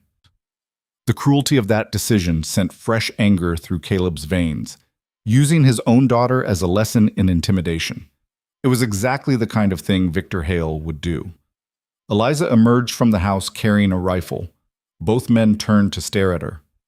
"If you think I'm staying home while you two ride into danger, you're out of your minds," she said calmly. "I've lost one child. I'm not losing my husband and son without fighting beside them." Caleb wanted to argue, to insist she stay where it was safe, but the look in her eyes told him it would be pointless. Eliza had found her strength again, and she was coming whether he liked it or not. "All right," he said, "but you stay back from the front lines. You're there as a witness, not a combatant." "We'll see," she replied, mounting her horse with practiced ease. The ride to Morrison's ranch took an hour. As they approached, Caleb could see that the other ranchers had already arrived, along with a dozen townspeople. Doc Brennan stood near his wagon, medical bag at the ready. Reverend Matthews clutched his Bible, his face pale but determined. Even a few shopkeepers had come, closing their businesses to bear witness. Morrison approached as Caleb dismounted. "Hale's on his way. One of my hands spotted his group about 5 miles out. 20 men, all armed. And he's got Judge Henderson with him." "Good. The judge being here makes it official." Caleb pulled the portfolio of documents from his saddlebag. "Where do you want to do this?" "The yard, in full view. I want everyone to see and hear everything." They arranged themselves carefully. The ranchers formed a line in front of Morrison's house, all wearing their deputy badges, all armed but with weapons held loose and non-threatening. The townspeople gathered to the side as witnesses. Caleb stood in the center, the portfolio on a table they'd set up specifically for the evidence. The weight was excruciating. 15 minutes passed, then 30. Caleb could feel sweat running down his back, though whether from heat or tension he couldn't tell. Finally, the sound of many horses approaching. Hale's force came into view, riding in formation like a military unit. 20 hired guns, all hard men with dead eyes. In the center rode Victor Hale himself, immaculate as always in his expensive suit. Judge Henderson rode beside him, looking uncomfortable. And behind them, on a white mare, was Catherine. Hale pulled up about 30 yards from the assembled ranchers, his men fanning out in a show of force. His eyes swept the scene, taking in the deputies' badges, the townspeople, the obvious preparation. A frown creased his face. "What's the meaning of this, Sheriff?" he called out. "I expected you to be executing the evictions, not organizing resistance." Caleb stepped forward, his hand resting casually on his gun belt. "There won't be any evictions today, Mr. Hale, because there won't be any foreclosures." Hale's expression darkened. "The law says otherwise. These people are in default. The bank has every right. The bank has no such right because these people aren't in default. Their loans aren't due." Caleb opened the portfolio and held up the first document. "You've been falsifying records, changing payment deadlines, bribing officials to legitimize fraudulent foreclosures, and I have proof." For the first time in Caleb's experience, Victor Hale looked genuinely surprised. His eyes flicked to Catherine, who sat straight-backed on her horse, her face carefully neutral. "That's absurd," Hale said, recovering quickly. Whatever documents you think you have are forgeries, desperate lies from desperate men. Then you won't mind if Judge Henderson examines them.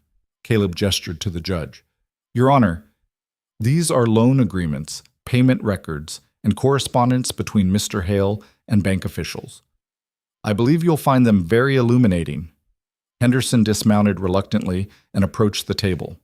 Hale's face went rigid, but he couldn't object without appearing guilty. The judge began reading, his expression growing increasingly troubled with each page. These appear to be genuine bank documents, Henderson said slowly, and they show irregularities. Significant irregularities. Irregularities, Morrison called out. That's a polite way of saying fraud. Hale's calm cracked slightly.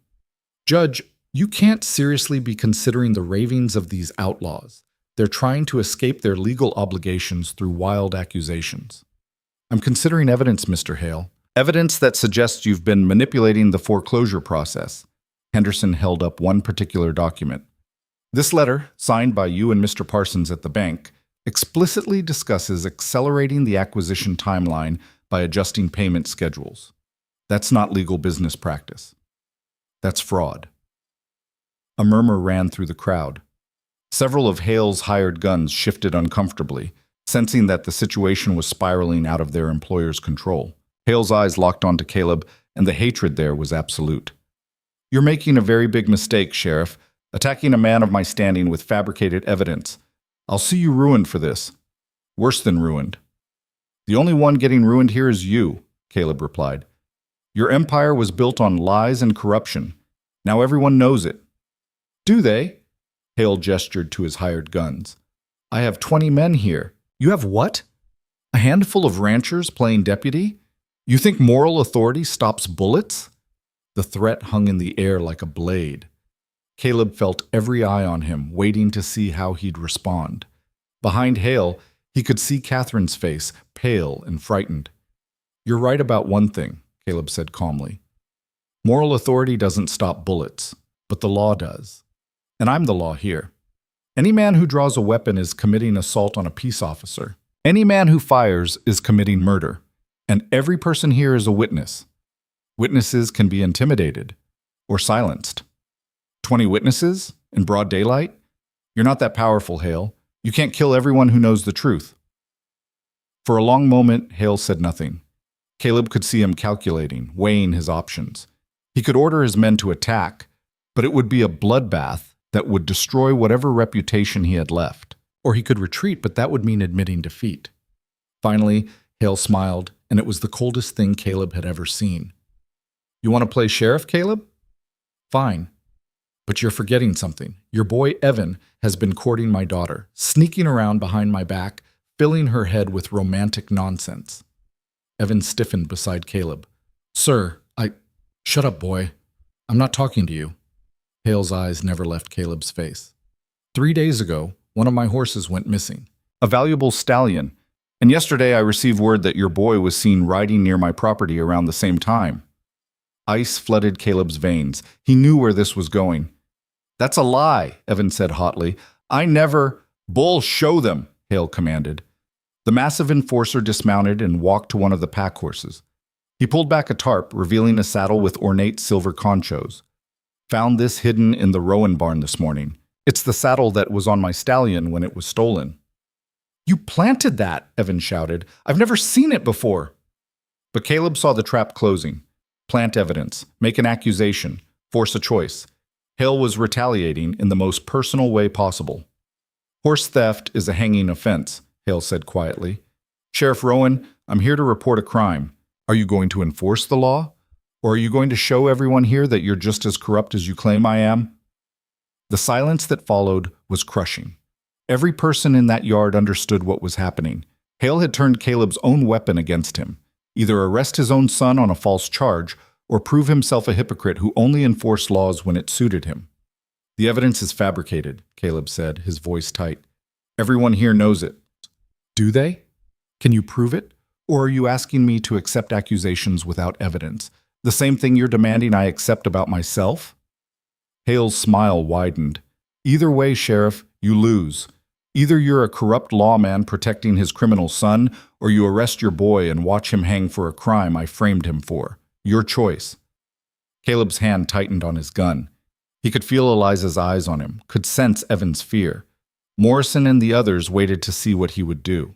And that's when Catherine Hale did something no one expected. She dismounted and walked calmly to where her father sat on his horse. "Father, you need to stop this." "Get back on your horse, Catherine." "No, this has gone far enough." She turned to face the crowd, her voice clear and steady. "Evan didn't steal any horse. My father is lying. He planted that saddle himself, or had Bull do it. I know because I heard him planning it 2 nights ago." Hale's face went purple with rage. "You ungrateful little—" "I'm grateful for a lot of things, Father. My education, my comfort, the opportunities you've given me. But I won't be grateful for corruption and cruelty." She stood her ground even as he swung down from his horse and advanced on her. "Everything Sheriff Rowan accused you of is true. I know because I gave him the documents. I copied them from your study. And I'd do it again." The admission sent shockwaves through the crowd. Hale stopped 3 feet from his daughter, his fists clenched, visibly struggling for control. "You betrayed me," he said, his voice barely above a whisper. "Your own father. You betrayed yourself. You betrayed everything you taught me about honor and integrity. You've become exactly what you claim to despise, a tyrant who uses power to crush anyone weaker." Hale raised his hand as if to strike her, and Evan moved faster than Caleb had ever seen him move, stepping between Catherine and her father. "Don't," Evan said quietly. "Don't touch her." "Or what? You'll defend her honor?" Hale laughed, but there was no humor in it. "You're a boy playing at being a man. You have no idea what you've stepped into." "Maybe not, but I know I won't stand by and watch you hurt someone I care about." The standoff held for a heartbeat, then 2. Then Hale stepped back, his face a mask of cold fury. "Judge Henderson," he said without looking away from Evan and Catherine. "I want these people arrested. All of them. Conspiracy, theft, slander. I don't care what charges you use. Just do it." Henderson cleared his throat uncomfortably. "Mr. Hale, based on the evidence I've seen, I don't think— I'm not asking your opinion. I'm telling you to do your job. My job is to uphold the law, and the law says I need legitimate cause to issue arrests." Henderson straightened his spine, finding courage Caleb hadn't known he possessed. "What I see here is evidence of fraud on your part. Substantial evidence. I won't be arresting anyone except possibly you." Hale's control finally snapped. "Cutter, Bull, take them. All of them. Starting with my traitorous daughter and that boy who corrupted her." The hired guns shifted, hands moving toward weapons. The ranchers tensed, ready to fight. Caleb's hand found his Colt, drawing it in one smooth motion and pointing it directly at Hale. "Nobody moves," Caleb commanded, his voice carrying across the yard. "Mr. Hale, you're under arrest for fraud, bribery, and conspiracy. You have the right to—" "You have nothing," Hale snarled. "I own this town. I own you. All it takes is one word from me and you're dead. Your family's dead. Everyone here is dead." "One word?" Caleb smiled grimly. "Go ahead, give it. Let's see what happens when you order your men to murder a lawman and 20 witnesses in front of a judge. Let's see how long your empire lasts after that." Hale's eyes darted to his hired guns, and for the first time Caleb saw uncertainty there. These were professionals. They'd enforce evictions, intimidate resistors, maybe even kill in self-defense. But mass murder of innocent people in broad daylight? That was different. That was the kind of thing that got you hunted down and hanged. "Boss?" Cutter's voice was uncertain. "Maybe we should—" "Do what I pay you for," Hale roared. But none of them moved. The moment stretched impossibly long, tension thick enough to choke on. Then Morrison spoke up, his rifle raised and aimed at Bull. "Here's how this is going to work, Hale. You're going to surrender peacefully. Your men are going to ride out of here without causing trouble. And we're going to let the law handle everything from here on out, clean, legal, the way it should be." "And if we don't," Bull challenged, "then we fight, right here, right now. And maybe you win. You've got numbers and experience. But I guarantee you this, some of you won't walk away. Maybe you, Bull. Maybe Cutter. Maybe half your men. Are you willing to die for Victor Hale's pride?" The question hung there. Caleb watched the hired guns exchange glances, saw the calculation happening behind their eyes. They were mercenaries, not martyrs. Finally, Cutter lowered his hand from his gun. I didn't sign on for murder. Foreclosures and intimidation are one thing. This is another. One by one, the other guns followed his lead, stepping back from confrontation. Hale stood alone, isolated, his empire crumbling around him in real time. "You're all fired," he screamed. "Every one of you. You'll never work in this territory again." "That's fine by me," Cutter said, already mounting his horse. "Come on, boys. Let's get out of here before this gets any uglier." The hired guns rode out, leaving Hale with only Bull still loyal. The big man looked torn between duty and self-preservation, but finally, he too backed away. "Sorry, boss. Not worth hanging for." And then Hale was truly alone, surrounded by enemies. His power stripped away like a costume. He looked smaller somehow, diminished. Just a man who'd overreached and lost everything. Caleb holstered his gun and approached carefully. "Victor Hale, you're under arrest. Put your hands behind your back." For a moment, he thought Hale might resist, might make one last desperate grab for his weapon. But then the fight seemed to drain out of him all at once, and he complied mechanically as Caleb bound his wrists. "This isn't over," Hale said as Caleb led him toward a wagon they'd used to transport him to jail. "I have lawyers, resources. I'll fight these charges and I'll win." "Maybe," Caleb admitted, "but even if you do, everyone knows the truth now. Your empire's built on sand, and the tide just came in." As they loaded Hale into the wagon, Catherine stood with Evan's arm around her shoulders, tears streaming down her face. She'd destroyed her relationship with her father, possibly her inheritance, certainly her comfortable life. But she stood tall, unbowed, and Caleb saw genuine pride in her eyes. The crowd began to disperse slowly, people heading back to town to spread the news. Judge Henderson approached Caleb, his expression thoughtful. "You know he's right about one thing," the judge said. "He does have resources, good lawyers. This is going to be a long fight." "I know, but at least it'll be a fair one." "Will it?" "Men like Hale don't go down easily. He'll try to suppress evidence, intimidate witnesses, drag this out until people forget or give up." "Then we won't let them forget," Morrison said, joining them. "And we won't give up. That's the advantage he never counted on. We're not doing this for profit. We're doing it because it's right." Henderson nodded slowly. "I'll do what I can to ensure a fair trial, but be prepared for this to get ugly. Very ugly." As the sun climbed toward noon, Caleb stood in Morrison's yard watching his world reorganize itself. His son stood with the girl he loved, both of them changed forever by what they'd done. His wife spoke quietly with Martha Morrison, the first real conversation she'd had with anyone since Sarah's death.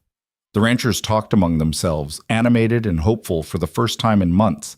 And in the wagon, Victor Hale sat in chains, his empire in ruins. It wasn't over. Henderson was right about that. The legal battle would be long and brutal. Hale would fight with everything he had left. Blood might still be spilled before it was truly finished. But for now, in this moment, justice had prevailed. The line between power and right had been redrawn, and it had been drawn by people refusing to accept tyranny as inevitable. Thunder rumbled in the distance, closer now. Caleb looked up and saw clouds building on the horizon, real clouds, heavy and dark with rain. Maybe the drought was finally breaking. Maybe everything was. The jail cell door clanged shut with a finality that echoed through the small stone building. Victor Hale stood motionless behind the bars, his expensive suit already dusty from the ride into town, his hand still bearing the marks where the ropes had chafed his wrists. He didn't look at Caleb, just stared straight ahead with an expression that suggested he was already 3 moves ahead in a game Caleb didn't yet understand he was playing. "You'll want to send word to your lawyers," Caleb said, hanging the cell keys on the hook by his desk. "You're entitled to legal representation." "I don't need you to tell me my rights, Sheriff." Hale's voice was calm, almost pleasant. "I wrote half the laws in this territory, funded the campaigns of the men who wrote the other half." "That kind of talk isn't helping your situation." "Isn't it?" Hale finally turned to look at him, and Caleb was unsettled by the absence of anger in his eyes. This wasn't a man who'd lost everything. This was a man biding his time. "You think putting me in a cell changes anything? You think your little performance with those documents has undone 2 years of careful planning? Those documents prove you're a fraud and a criminal." Those documents prove I made some administrative errors in record keeping, unfortunate mistakes that my lawyers will explain away as the inevitable confusion of managing multiple business interests. Hale moved to the small cot and sat down with the casual ease of a man in his own parlor. You see, Caleb, you're thinking like a rancher, like a man who believes truth and justice actually matter. But this isn't about truth. It's about what can be proven in court and what juries can be convinced of. Judge Henderson saw the evidence himself. Henderson's an idealist. He'll insist on a fair trial, which means jury selection, procedural delays, opportunities for my legal team to dismantle every piece of your case. By the time this goes to trial, if it goes to trial, half your witnesses will have moved away or changed their stories. The other half will suddenly remember things differently.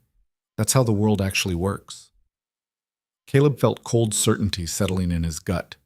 Hale wasn't bluffing. He'd been through this before, knew exactly how to manipulate the legal system he'd helped construct. We'll see, Caleb said, moving toward the door. Enjoy your accommodations. One more thing, Sheriff. Hale's voice stopped him at the threshold. My daughter, Catherine. When you see her, tell her she's no longer welcome in my home. Whatever allowance she received, whatever inheritance she expected, it's gone. She chose her side. Now she can live with the consequences. The casual cruelty of it struck Caleb harder than any threat. Catherine had sacrificed everything to do what was right, and her father's only response was to disown her completely. You're a real piece of work, Hale. I'm a realist. The girl betrayed me. Blood or not, there are prices to be paid for that level of disloyalty. But don't worry, I'm sure your boy will take good care of her, at least until he realizes how expensive maintaining a woman of her breeding actually is. Caleb left without responding, knowing anything he said would only give Hale more satisfaction. Outside, the afternoon sun beat down mercilessly, but those clouds on the horizon had grown. They were still miles away, but they were real. Rain was coming. Eventually. The town was buzzing with news of Hale's arrest. People clustered in doorways and on the street, their conversations stopping when Caleb passed. He could feel their eyes following him, assessing. Some faces showed approval. Others showed fear.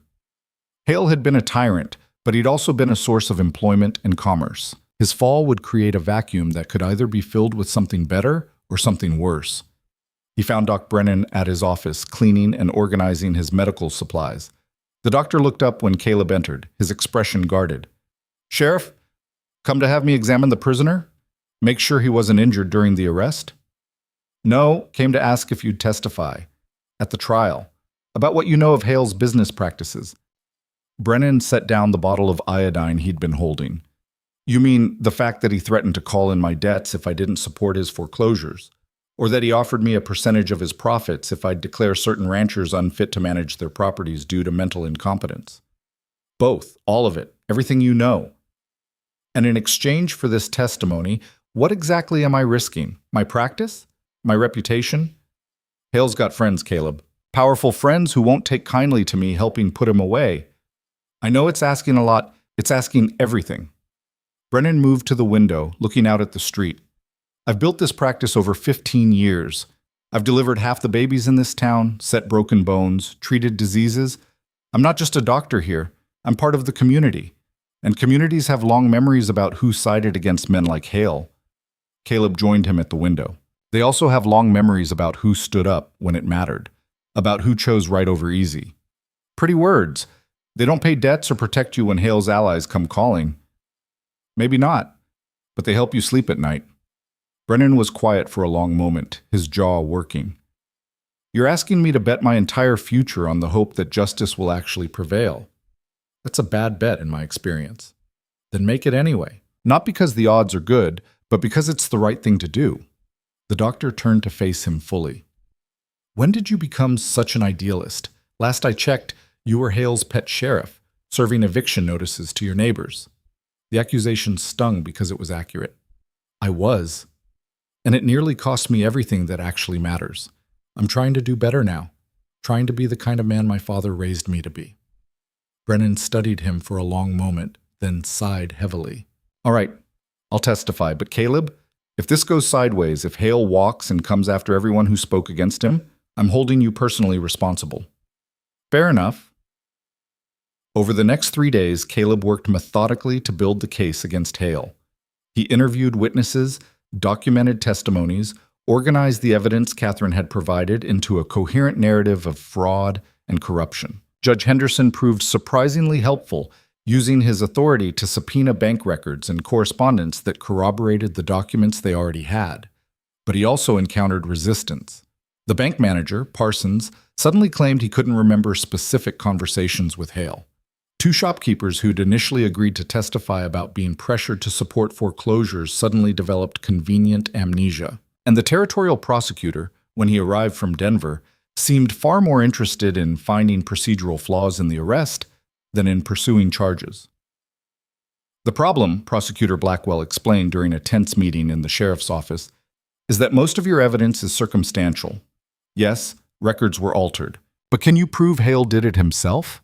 Can you prove he ordered it done? Or is it possible these were mistakes made by bank clerks without his knowledge? He signed off on the alterations, Caleb insisted, pointing to the documents. His signature is right there. Which he'll claim he didn't examine closely, that he trusted his staff to handle the details. Without direct testimony placing the orders in his mouth, it's his word against inference. What about the bribes? The threats? We have witnesses. Witnesses who are all financially connected to the very properties Hale was foreclosing on. The defense will argue they're motivated to lie, that they're creating a conspiracy theory to escape legitimate debts. Caleb felt his frustration mounting. So you're saying there's no case? I'm saying the case isn't as strong as you think it is. Hale's lawyers will tear apart every witness, question every document, create enough reasonable doubt that a jury might acquit. Blackwell leaned back in his chair. I'll prosecute because it's my job, but I want you to understand the reality. Convicting a man of Hale's standing isn't about evidence, it's about theater, about convincing 12 ordinary people that someone they see as successful and powerful is actually a criminal. That's a hard sell. After Blackwell left, Caleb sat alone in his office, feeling the weight of everything pressing down on him. They'd exposed Hale, arrested him, gathered evidence, but none of it might be enough. The system was designed to protect men like Hale, to give them every advantage, every doubt, every opportunity to escape consequences. The door opened and Morrison entered, his expression troubled. We've got a problem. Another one? Chen's missing. His wife came to town this morning looking for him, said he left yesterday to check on their north pasture and never came back. She's terrified something happened. Caleb felt ice form in his chest. Did she check with everyone? Nobody's seen him, and there's more. Morrison pulled a piece of paper from his pocket. This was nailed to my door this morning. The message was simple and direct. Drop the charges or more people disappear. You can't protect everyone. It wasn't signed, but the threat was clear. Hale's allies were moving, striking back at the witnesses, trying to intimidate everyone into silence. We need to organize patrols, Caleb said, already planning. Make sure nobody's left vulnerable. Everyone travels in groups, reports in regularly. That's not sustainable, Caleb. People have ranches to run, cattle to tend. We can't all huddle together in fear. Then what do you suggest? Morrison's expression was grim. Find Chen, fast. Show whoever's behind this that we won't be intimidated, that making witnesses disappear won't work.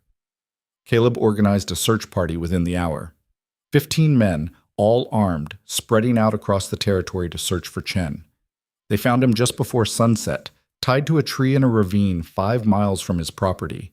He'd been beaten badly, his face swollen and bloody, his hands bound so tight the rope had cut into his wrists. Doc Brennan worked on him while Caleb questioned him gently. Chen's story came out in painful fragments. 3 men had grabbed him while he was checking his fence line. They'd beaten him, threatened his family, and delivered a message. Withdraw his testimony against Hale, or next time they'd do worse. Did you recognize them? Caleb asked. Chen shook his head, wincing at the movement. Wore masks, but one had a scar, long one, down his arm. Saw it when his sleeve rode up. Bull. Caleb knew it immediately. Bull had a distinctive scar from a knife fight in his youth, so Hale's former enforcer hadn't left the territory after all. He'd just gone underground, waiting for orders. That night, Caleb doubled the guard on the jail where Hale sat. If Bull and others were still operating on Hale's behalf, they might try to break him out. Or worse, kill witnesses to prevent them from testifying. Evan and Catherine had been staying at the ranch since Hale's arrest, the two of them inseparable in the way only young people facing adversity together can be. Caleb found them in the barn that evening, Catherine brushing down the horses while Evan checked the tack. They looked so young, so hopeful despite everything. "Catherine, I need to talk to you about something," Caleb said. She set down the brush, her expression immediately concerned. "What's wrong?" "Your father. He asked me to deliver a message." Caleb hesitated, hating what he had to say. "He's disowned you, said you're no longer welcome in his home, that your inheritance is gone." Catherine went very still. For a moment, Caleb thought she might cry, but when she looked up, her eyes were dry and determined. "I expected that. It's who he is. Control is everything to him. If he can't control me, I'm worthless to him. I'm sorry. Don't be. I made my choice knowing the cost." She glanced at Evan, who'd moved to stand beside her. "I have everything that matters." The simple statement delivered with such conviction made Caleb's throat tight. This girl had given up wealth, security, and family to stand for what was right. She hadn't wavered, hadn't regretted, hadn't looked back. "You're stronger than I was," Caleb said quietly. "When I faced the choice between doing right and protecting my interests, I chose wrong. You chose better. If you chose to fix your mistake, that takes strength too." That night, lying in bed with Eliza beside him, Caleb stared at the ceiling and worried. Chen's beating proved Hale could still reach out from his cell and hurt people. The prosecutor's doubts proved the legal case was shakier than he'd hoped, and the threatening note proved that fear was already working on people's resolve. "You're thinking so loud I can hear it," Eliza murmured, her head on his shoulder. "Sorry, just trying to figure out how to protect everyone, how to keep this from falling apart." "You can't protect everyone, Caleb. That's not possible. All you can do is what you're doing, fighting as hard as you can for what's right and trusting others to do the same. And if they don't, if fear wins," she was quiet for a moment, "then we'll have tried, and that'll have to be enough." But would it? Caleb couldn't shake the feeling that they were losing ground, that Hale's machine was grinding forward despite the arrest, despite the evidence, despite everything they'd done. The answer came 2 days later in the form of a telegram from Denver. Judge Henderson showed it to Caleb in his office, his face ashen. "Hale's lawyers have filed for a change of venue. They're arguing he can't get a fair trial in redemption because of local prejudice against him." "That's ridiculous. The crimes were committed here. The victims are here." "I know. But they're also arguing that you, as sheriff, have a personal vendetta, that you arrested him to settle a score over business disputes. They're painting you as corrupt as they claim he is." Caleb felt his world tilting. "So what happens?" "The Territorial Supreme Court will review the motion. If they grant it, the trial moves to Denver. Different jury pool, different witnesses, different everything." Henderson sat heavily in his chair. "And Caleb, I have to tell you, they have a decent argument. You did work for Hale before arresting him. The appearance of impropriety is there, even if the reality isn't. So they'll move the trial. Probably. And in Denver, Hale has even more influence. More friends on the bench, more lawyers at his disposal, more opportunities to manipulate the process." That afternoon, Caleb called a meeting at Morrison's ranch. All the affected ranchers came, along with the townspeople who'd agreed to testify. He laid out the situation honestly, the change of venue, the prosecutor's doubts, Chen's beating, the threats. "So what you're saying," Fletcher said when Caleb finished, "is that we went through all this for nothing. Hale's going to walk." "I'm saying the fight isn't over. It's going to be harder than we thought, but harder. My family's been threatened. Chen nearly died. And you're telling us we have to keep fighting for maybe another year while this drags through courts in Denver?" Fletcher stood abruptly. "I'm out. My family's safety is worth more than revenge." "It's not revenge. It's justice. Call it whatever you want. I'm done." Fletcher left, and Caleb could see the same doubt reflected in other faces around the room. Fear was doing its work, eroding their resolve just as Hale had calculated it would. Morrison stood, his voice carrying across the room. "Anyone else want to quit? Want to let Hale win because it's easier than fighting? Because I won't judge you for it. This is dangerous and the outcome's uncertain, but before you decide, think about what it means. If we quit now, Hale's lesson is learned. Threaten people enough, and they'll back down. Next tyrant who comes along will know exactly what to do. But if we stand firm, if we see this through no matter how long it takes, we prove that some things are worth fighting for even when the odds are bad. Silence followed Morrison's words.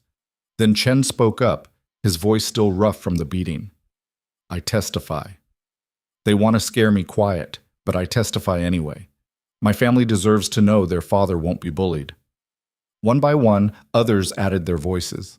Not everyone, Fletcher's departure had broken something, but enough to keep the case alive. That evening, as the sun set in spectacular shades of orange and red, Caleb walked the perimeter of his ranch with Evan. The drought continued, but those clouds kept building on the horizon, closer every day. Catherine and I have been talking, Evan said as they walked, about the future, about what happens if the trial goes badly. Evan, you're too young to be thinking about, I'm 16, same age you were when you left home to start your own way. And I love her, Pa.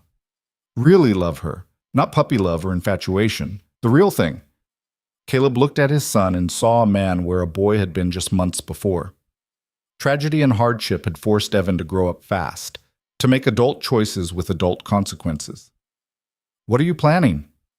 If things get dangerous, if Hale's people keep coming after witnesses, Catherine and I might need to leave. Head to California or Oregon. Start over where nobody knows who we are. The thought of losing his son stabbed through Caleb like a blade. But he understood. Evan was trying to protect Catherine, to give her the life her father had stolen from her. I hope it doesn't come to that. Me too. But if it does, I wanted you to know. Wanted you to understand it's not about running away. It's about building something new somewhere Hale's shadow doesn't reach. They walked in silence for a while, father and son, both carrying burdens too heavy for comfort. When they returned to the house, Eliza had dinner waiting. Simple fare, beans and cornbread, but she'd set the table properly, lit candles, made it feel like a family meal instead of just sustenance. Catherine helped serve, moving around the kitchen with the easy familiarity of someone who belonged. She caught Caleb's eye and smiled, and he saw gratitude there. Not for material things, but for acceptance. For family. After dinner, a rider approached the house. One of Morrison's hands, his horse lathered from hard riding. Sheriff Rowan, you need to come quick. Something's happening in town. They rode hard through the darkness, Caleb's heart pounding with dread about what they'd find. As they approached Redemption, he could see a crowd gathered on Main Street, illuminated by torches and lanterns. The smell of smoke hung in the air.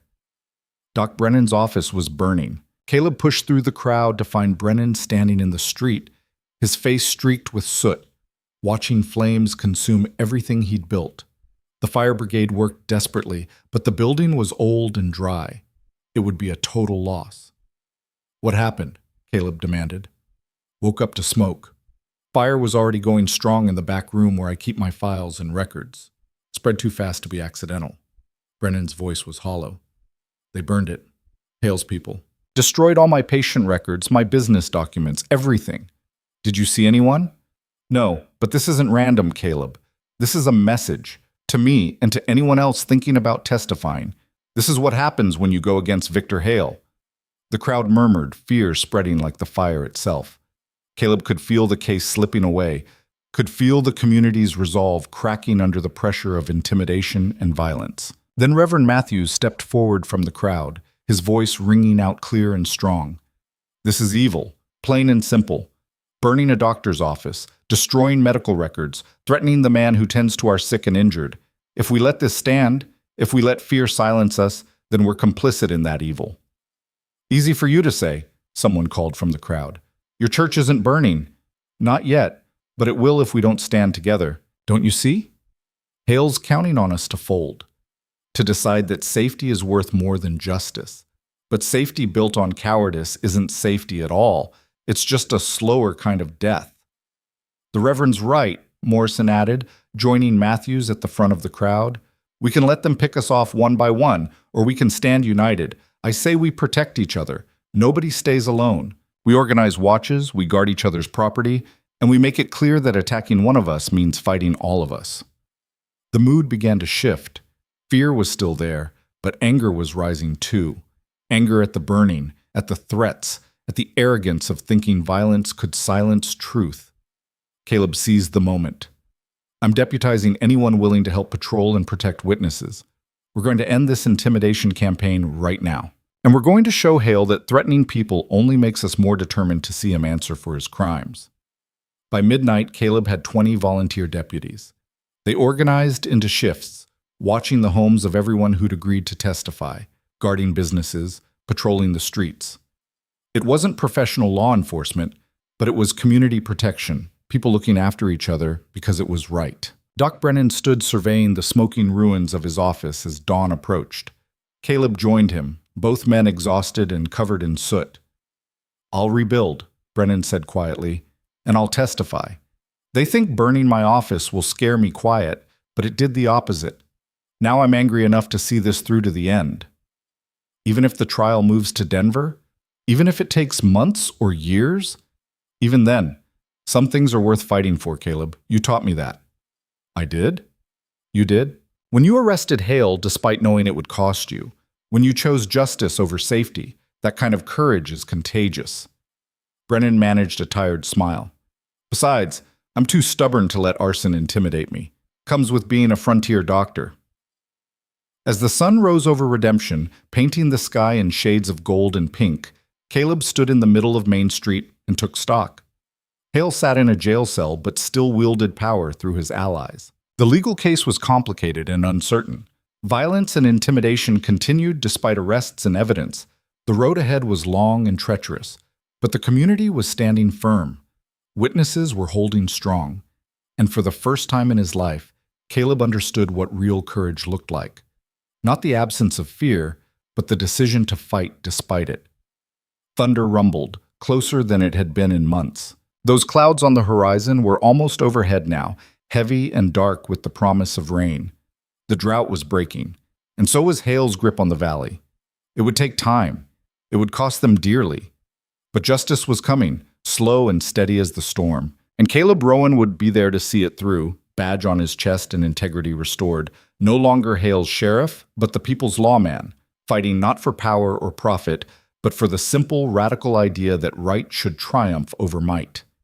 Even when it was hard. Especially when it was hard. The storm arrived 3 days after the fire, rolling across the parched valley with the inevitability of judgment. Caleb stood on the sheriff's office porch, watching the clouds gather, so dark they turned afternoon into twilight. The first drops fell fat and heavy, striking the dusty street with audible impacts. Then the sky opened and rain poured down in sheets, transforming the world in minutes. People emerged from buildings all along Main Street, faces turned upward, arms outstretched. Children danced in puddles that formed almost instantly. Shopkeepers stood in doorways with expressions of relief so profound it bordered on reverence. After 4 months of drought, the rain felt like salvation. But Caleb couldn't share their joy. Not yet. Inside the jail, Hale sat waiting for the territorial court's decision on the change of venue.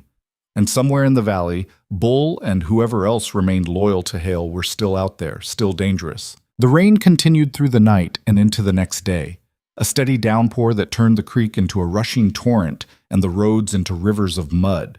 It made travel nearly impossible, which meant the volunteer patrols had to work twice as hard to maintain their watches. But it also meant Hale's allies couldn't move easily either. The violence paused, held in check by weather, if not by conscience. On the 4th day of rain, a telegram arrived from Denver. Judge Henderson brought it to Caleb personally, water streaming from his coat as he entered the office. The territorial court denied the change of venue, Henderson said, handing over the soggy paper. Trial stays in Redemption. They ruled that Hale's argument about local prejudice was undermined by his own extensive business connections here. If anywhere has prejudice, they said, it would be in his favor, not against him. Caleb felt something loosen in his chest. When's the trial? 3 weeks. They're sending a circuit judge to preside, someone with no local connections. Prosecutor Blackwell will handle the case, though he's already complaining about the timeline. Henderson removed his hat, shaking off water. Caleb, you need to understand something. This is going to be ugly. Hale's lawyers are the best money can buy. They'll attack every witness, question every document, make everyone who testifies look like liars or fools. Let them try. I'm serious. They'll dig into people's pasts, find every mistake, every debt, every moral failing, and use it to discredit testimony. Are your witnesses prepared for that level of scrutiny? Caleb thought about Morrison, Chen, Doc Brennan, good people who'd lived complex lives with the usual share of mistakes and compromises. They'll have to be. The next 2 weeks were a blur of preparation. Caleb worked with Blackwell to organize evidence, prepare witness testimonies, and anticipate defense strategies. Catherine proved invaluable, explaining her father's business practices and identifying which documents would be most damning. Evan served as her constant companion and protector, the two of them inseparable as the trial date approached. Eliza surprised Caleb by taking an active role. She organized the Women of Redemption to support the families of witnesses, ensuring nobody faced economic hardship because they had to spend days in court. She also worked with Reverend Matthews to coordinate a public information campaign, making sure everyone understood what was at stake. People need to know this isn't just about land or money, she explained one evening as they reviewed her plans. It's about whether we're a community governed by law or by the whims of powerful men. That's a fight everyone has a stake in. Watching her work, seeing the fierce determination that had been buried under grief, now channeled into purpose, Caleb fell in love with his wife all over again. She'd found her way back from the darkness, not by forgetting Sarah, but by honoring her memory through fighting for a better world. The trial began on a Monday morning in late autumn. The courthouse had been built 5 years earlier with territorial funds, a 2-story stone building that represented civilization's attempt to take root in frontier soil. Every seat in the courtroom was filled, with dozens more people crowding outside, hoping to hear through the open windows. Victor Hale entered in chains, flanked by 2 deputies Caleb had specifically chosen for their integrity. Hale wore a new suit, apparently his lawyers had arranged for proper clothing, and carried himself with the same arrogant confidence he'd always displayed. His legal team consisted of 3 sharp-eyed men from Denver, each carrying stacks of documents and wearing expressions of predatory competence. Judge William Ashford presided, a stern man in his 60s with a reputation for running a tight courtroom. He banged his gavel precisely at 9 o'clock, and the trial began. Blackwell's opening statement laid out the case methodically. Hale had systematically defrauded ranchers by falsifying loan documents, bribing bank officials, and using his position of power to steal land through manipulated foreclosures. The evidence would show a pattern of corruption spanning 2 years and affecting dozens of families. The defense attorney, a silver-haired man named Preston, countered with a simple narrative. Victor Hale was a successful businessman who'd made his fortune through hard work and shrewd investments. The ranchers now accusing him were simply bitter about their own failures, looking for someone to blame for debts they'd legitimately incurred and couldn't repay. Any irregularities in documentation were the result of clerical errors, not criminal intent.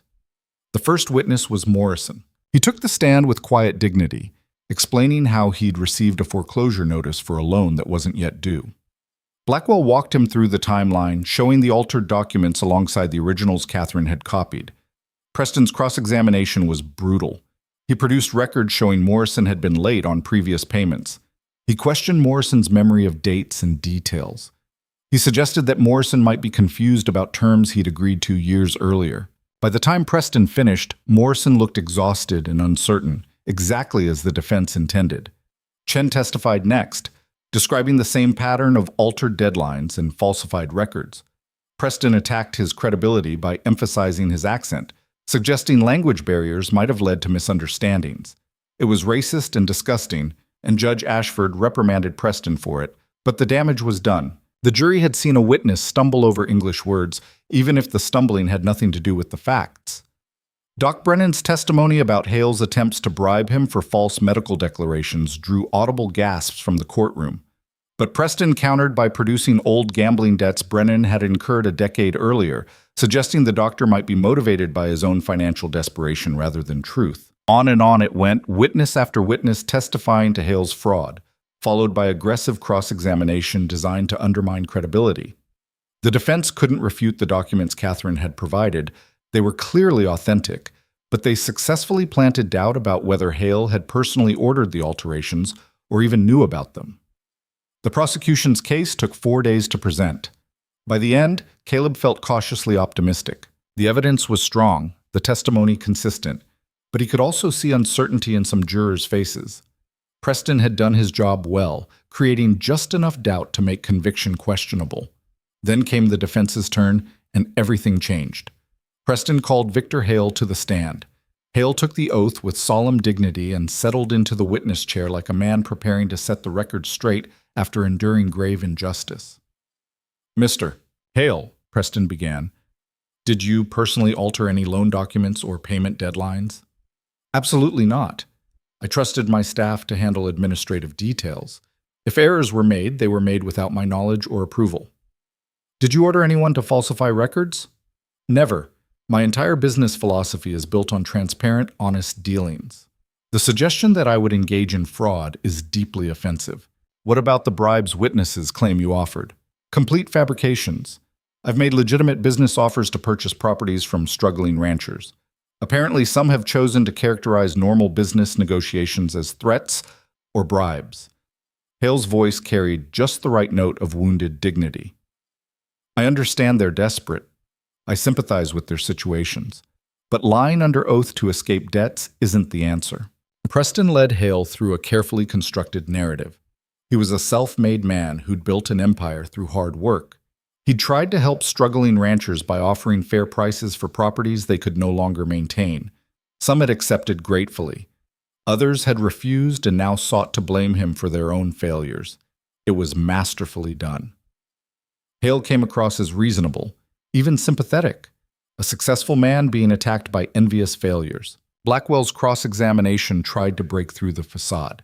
He confronted Hale with specific documents, demanded explanations for discrepancies, challenged contradictions in his testimony. But Hale never wavered. Every inconsistency was a staff error. Every suspicious timing was coincidence. Every witness who contradicted him was mistaken or lying. The jury watched it all with increasingly confused expressions. Who were they supposed to believe? The struggling ranchers with obvious motivation to lie, or the successful businessman with documented achievements and calm, reasonable answers? Then Catherine took the stand. The courtroom fell absolutely silent as she was sworn in. This was Hale's own daughter testifying against him. The jury leaned forward, every person present, understanding they were about to witness something extraordinary. Blackwell walked her through her testimony carefully. She described her father's character, his obsession with control, his belief that power justified any action. She explained how she'd discovered the documents, why she'd copied them, what she'd heard in conversations her father thought were private. "He told me once," Catherine said, her voice clear and steady, "that law was just another tool for those smart enough to use it. That the difference between theft and business was whether you had lawyers skilled enough to make it legal." "Objection!" Preston was on his feet. "Hearsay and character assassination." "Overruled," Judge Ashford said. "The witness is recounting a direct conversation. Continue, Miss Hale." Catherine's testimony lasted 2 hours. She was calm, detailed, and devastatingly credible. Preston tried to shake her on cross-examination, suggesting she was a rebellious daughter angry at her father's discipline. But Catherine never lost composure. "I'm testifying because it's right," she said simply when Preston accused her of betrayal. "My father taught me to value truth and integrity. I'm honoring those values even if he's abandoned them." When she stepped down, Caleb saw tears in several jurors' eyes. Whatever doubt Preston had created, Catherine had demolished it. This wasn't envious failures lying about a successful man. This was his own daughter, sacrificing everything to tell the truth. The defense rested that afternoon. Closing arguments were scheduled for the next day. That night, Caleb couldn't sleep. He paced the house restlessly until Eliza finally got up and joined him in the kitchen. "You did everything you could," she said, heating water for tea. "The rest is up to the jury." "What if it's not enough? What if they believe Hale's version?" "Then we'll appeal. We'll keep fighting. But Caleb, you need to accept that you can't control the outcome. You can only control your actions. And your actions have been honorable. Honorable doesn't always win." "No, but it's still worth doing." They sat together in the pre-dawn darkness, drinking tea and watching the sky lighten. The rain had stopped days ago, but the land remained green and alive. Cattle grazed on new grass. Creeks ran full and clear. The drought had broken, and with it, some essential fear that had gripped the valley. Whatever the jury decided, that at least was real. Closing arguments began at 10 o'clock. Preston went first, spending 90 minutes systematically dismantling the prosecution's case. He characterized the ranchers as desperate men fabricating a conspiracy to escape legitimate debts. He portrayed Hale as a victim of jealousy and coordinated defamation. He reminded the jury that in America, a man was innocent until proven guilty, and the prosecution hadn't proven anything beyond reasonable doubt. It was effective. Caleb could see jurors nodding along with certain points. Then Blackwell stood for his closing. He was methodical where Preston had been passionate, walking the jury through the evidence piece by piece. But his real power came in the final 10 minutes. Gentlemen of the jury, you've heard the defense characterize this as a case of bitter failures attacking a successful man. But I ask you to consider what you've actually seen. You've seen documents, authentic documents from the bank itself, showing deadlines altered and payments manipulated. You've seen witnesses who had nothing to gain and everything to lose by testifying. And you've seen a daughter who gave up her inheritance to tell the truth about her own father. Blackwell moved closer to the jury box. The defense wants you to believe this is all coincidence, that clerks made the same mistakes on dozens of properties, that witnesses are all lying independently, that a daughter betrayed her father for no reason. But you know better. You know that when you see smoke, there's usually fire. And when you see this much smoke, this many altered documents, this many consistent testimonies, this much evidence, you know there's not just fire, there's an inferno. He paused, letting the words settle. Victor Hale built an empire on fraud. He stole land from hardworking families using the law as his weapon. He corrupted the system that's supposed to protect all of us. And now he sits before you, asking you to ignore the evidence and trust him, the same way his victims trusted him before he ruined them. Don't make that mistake. Hold him accountable. Show this territory that no man is above the law, no matter how much money or power he has. Do justice. The jury retired to deliberate just after noon. Caleb and the others waited in tense silence, unable to eat or think about anything except what was happening in that closed room. Hours passed. 3 o'clock came and went, then 5. As evening approached, Judge Ashford announced the jury would be sequestered overnight and resume deliberations in the morning. That's good, right? Evan asked as they left the courthouse. If they were going to acquit, they'd have done it quickly. Or they're deadlocked, Morrison countered. Could mean some want to convict but others don't. Might end in a mistrial. The next morning, the jury sent word they'd reached a verdict. The courtroom filled even faster than before, everyone sensing this was the climax of everything they'd fought for. Hale was brought in, his face impassive. Caleb studied him, trying to read some sign of what was coming, but the man revealed nothing. Judge Ashford called the court to order. Has the jury reached a verdict? The foreman, a rancher named Peters, stood. We have, Your Honor. What say you? Peters unfolded the paper in his hands. Caleb held his breath. On the charge of fraud, we find the defendant Victor Hale guilty. On the charge of bribery of public officials, we find the defendant guilty. On the charge of criminal conspiracy, we find the defendant guilty. The courtroom erupted. People cheered, cried, embraced. Hale sat motionless, his face draining of color. His lawyers immediately began calling for appeals, filing motions, doing everything they could to delay the inevitable. Judge Ashford banged his gavel repeatedly until order was restored. Mr. Hale, you have been found guilty by a jury of your peers. Sentencing will take place 1 week from today. Until then, you will remain in custody. Court is adjourned. As deputies led Hale away, he looked directly at Caleb. No words passed between them, but the message in Hale's eyes was clear. This wasn't over. He would appeal, would use every legal trick, would fight until his last breath.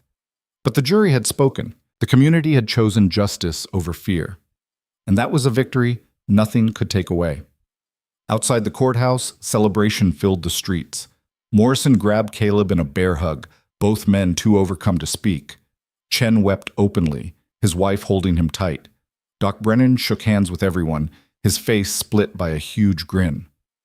Eliza found Caleb in the crowd and kissed him in full view of everyone, a public display of affection that would normally mortify her. You did it, she whispered against his lips. You actually did it. We did it, all of us together. Catherine and Evan stood slightly apart, holding hands and watching the celebration with quiet satisfaction. They'd both sacrificed so much, and seeing it pay off was visibly overwhelming. That evening, an impromptu gathering formed at Morrison's ranch. People brought food and drink, and soon it became a full celebration. Music played, children ran wild, and for the first time in months, the valley felt like a community instead of a collection of isolated, frightened survivors. Caleb found himself on the porch with Morrison, both men nursing whiskey and watching the festivities. "Your father would be proud," Morrison said, "of how you found your way back, of the man you became when it mattered." "I almost didn't. Almost stayed Hale's creature because it was easier." "But you didn't. That's what counts." They were quiet for a moment, then Morrison spoke again. "What happens now, with the land Hale seized, the properties he controlled?" "Judge Ashford's already appointed an administrator to manage Hale's assets pending sentencing. The fraudulently foreclosed properties will be returned to their original owners. The rest will be sold to pay restitution and legal fees." "And Catherine?" Caleb glanced through the window to where Catherine sat with Evan and Eliza, the three of them deep in conversation. "She's part of our family now. Hale can't hurt her anymore." The week before sentencing passed in a strange calm. The violence stopped completely.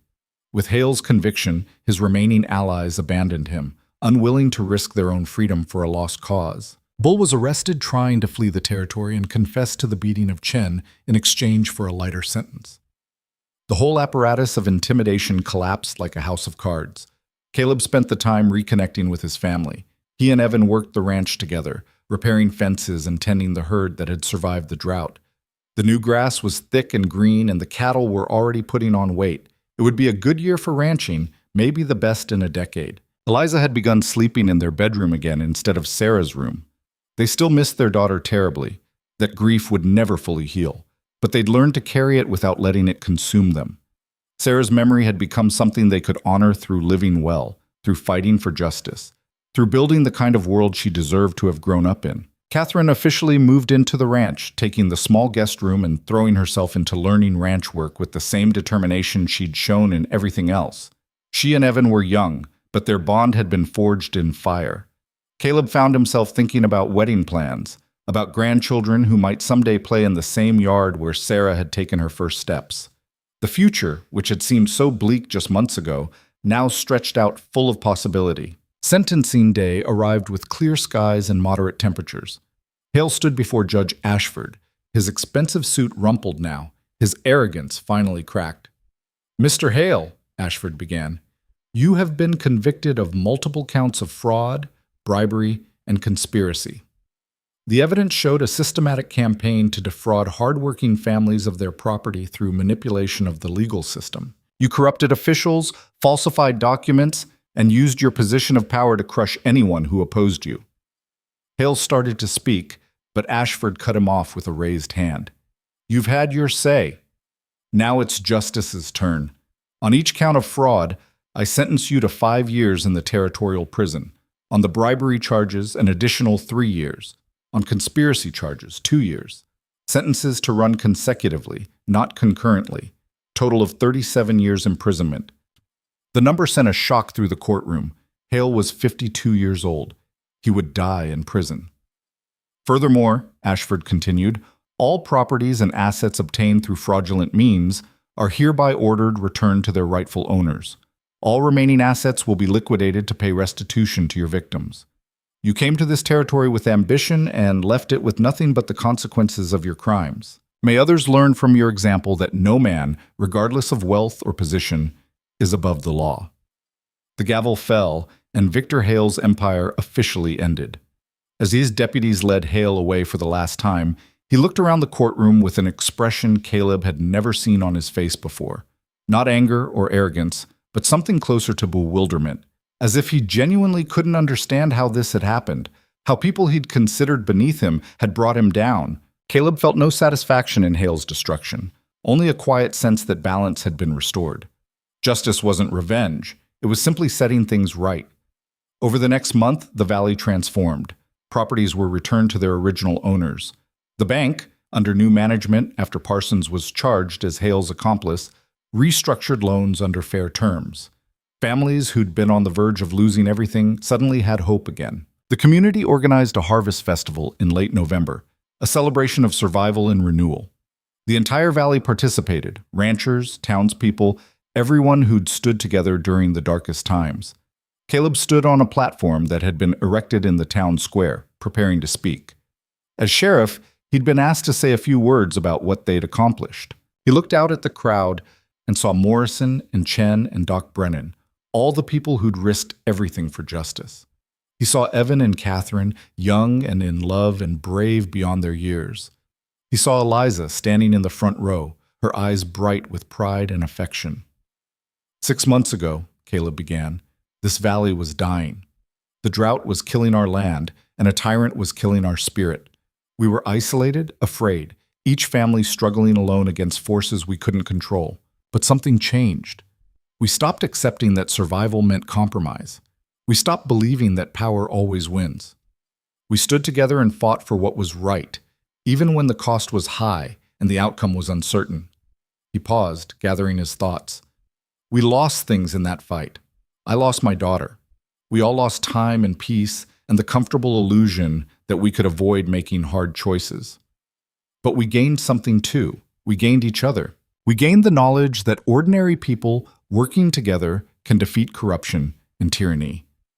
We gained a community worth living in, worth fighting for, worth leaving to our children. The crowd listened in respectful silence. Victor Hale believed power was everything, that those with money and influence could reshape the world to suit themselves, regardless of who got hurt. He was wrong. Justice is more powerful than wealth. Truth is more powerful than intimidation. Community is more powerful than any individual, no matter how rich or ruthless. Caleb's voice strengthened. We proved that. Together. And we'll keep proving it every day by treating each other with fairness and standing up for what's right even when it's hard. The crowd erupted in applause. Caleb stepped down from the platform and Eliza met him with a kiss. That was perfect, she said. Just the truth. The festival continued late into the evening. Music played, children ran wild, and for the first time in anyone's memory, the future felt bright instead of threatening. As darkness fell, Caleb and Eliza walked together to the edge of town, where they could see the valley spread out below them. Lights twinkled from dozens of ranches and homesteads, each one representing a family that had survived, that had fought, that had won. "Do you think it'll last?" Eliza asked. "The peace, the justice, all of it?" "Nothing lasts forever. There'll be other challenges, other people who try to exploit power for personal gain, but we'll face them the same way we faced Hale. Together." She leaned against him, and they stood in comfortable silence, watching the stars emerge. "I've been thinking about Sarah a lot lately," Eliza said quietly. "About what kind of world we wanted to give her. I think we're building it now. Not perfectly, but honestly. That would have made her proud." "It makes me proud," Caleb replied. "Of you, of Evan, of everyone who stood up when it mattered." They walked back toward the celebration, hand in hand, two people who'd traveled through darkness and found their way back to light. The music grew louder as they approached, and they could see Evan dancing with Catherine, both of them laughing with the easy joy of young people who'd faced hardship and emerged stronger. The drought had ended. Hale's empire had fallen. Justice had prevailed. And while Caleb knew there would be future challenges, there always were on the frontier, he also knew they would face them together, as a community bound by shared struggle and shared victory. 2 months later, on a cold January morning, Caleb stood at Sarah's grave with Eliza beside him. They'd come to mark what would have been her first birthday, a private moment of remembrance before the day's work began. "She changed everything," Eliza said, placing fresh flowers on the small headstone. "Her life and her death. Without her, we might never have found the strength to fight back, never have remembered what actually matters." "She was here such a short time," Caleb said, "but she taught us more than we taught her." They stood in silence for a few more minutes, then walked back toward the house where Evan and Catherine were preparing breakfast. Smoke rose from the chimney, carrying the smell of coffee and bacon. The ranch looked solid and prosperous, ready for another year of honest work. Inside, Catherine was setting the table while Evan cooked. They looked up when Caleb and Eliza entered, their faces bright with welcome. "Morning," Evan said. Breakfast is almost ready. Catherine's making her grandmother's biscuits. Apparently, it's a secret recipe Hale's family has used for generations. Former family, Catherine corrected with a smile. My real family is here now. As they sat down to eat together, Caleb looked around the table at the people he loved. His wife, who'd found her way back from devastating grief. His son, who'd grown into a man of courage and integrity. And Catherine, who'd sacrificed everything to stand for truth and found a new family in the process. They'd all been changed by what they'd endured, marked by loss and hardship and the brutal choices frontier life demanded. But they'd also been strengthened, refined, turned into something more than they'd been before. After breakfast, Caleb rode into town for his daily rounds. Redemption had settled into a comfortable rhythm, free from the fear that had gripped it during Hale's reign. Businesses thrived, families grew, and people walked the streets with confidence instead of wariness. Doc Brennan had rebuilt his office and expanded his practice. Morrison and the other ranchers were prospering with the return of normal weather and fair business practices. Even Judge Henderson seemed to stand a little taller, proud of his role in ensuring justice prevailed. Caleb stopped by the jail, which now held only a single prisoner, a drifter arrested for public drunkenness, not political intimidation. The building felt different without Hale's dark presence, lighter somehow. At noon, Caleb climbed to the ridge above town where he'd stood so many times during the crisis, watching and worrying. From here, he could see the entire valley, ranches scattered across green hills, cattle grazing peacefully, the town nestled at the crossroads of 3 trails. It was the same landscape he'd looked at 6 months ago when everything was falling apart, but it was also completely different. The physical features were identical, but the community had transformed. What had been a collection of isolated, frightened people was now a unified whole, bound together by shared struggle and shared triumph. The drought had broken. Hale's empire had fallen. Justice had been served. And while Caleb knew the frontier would always bring new challenges, he also knew they would face them the same way they'd faced Hale, together, with courage, with integrity, and with an unshakable belief that right could triumph over might. He thought about his father, about the values he'd been raised with and had nearly abandoned in fear: honor, justice, community. They weren't just abstract ideals. They were the foundation of everything worth building, everything worth fighting for, everything worth dying for, if necessary. Sarah's death would always be a wound in his heart, but her brief life had taught him something essential, that some things were worth more than survival. That courage meant fighting for what was right, even when the cost was terrible. That community wasn't just geography, but a choice people made to stand together against darkness. As the sun climbed toward afternoon, Caleb mounted Rusty and rode back toward home. He had work to do, fences to mend, cattle to tend, a family to provide for. The normal, honest work of a rancher who'd briefly been a sheriff and learned that sometimes the hardest battles weren't against drought or disease, but against the human capacity for corruption and tyranny. But he'd also learned that those battles could be won. Not easily, not without cost, but definitively. When ordinary people refused to accept injustice as inevitable, when they stood together despite fear, when they chose courage over comfort, that's when everything changed. The rain had returned to the valley, but more importantly, so had hope. And in a harsh world where survival often meant compromise, where power frequently triumphed over right, a small community on the frontier had proven that justice wasn't just a dream. It was a choice, a fight, a commitment that demanded everything but gave back even more. Caleb Rowan rode home to his family, to his ranch, to his life. No longer Hale's sheriff, but a man who'd found his way back to integrity through the hardest path imaginable. The badge he'd worn in shame had been transformed into something honorable, not because of the metal it was made from, but because of the choices made while wearing it. The frontier was unforgiving.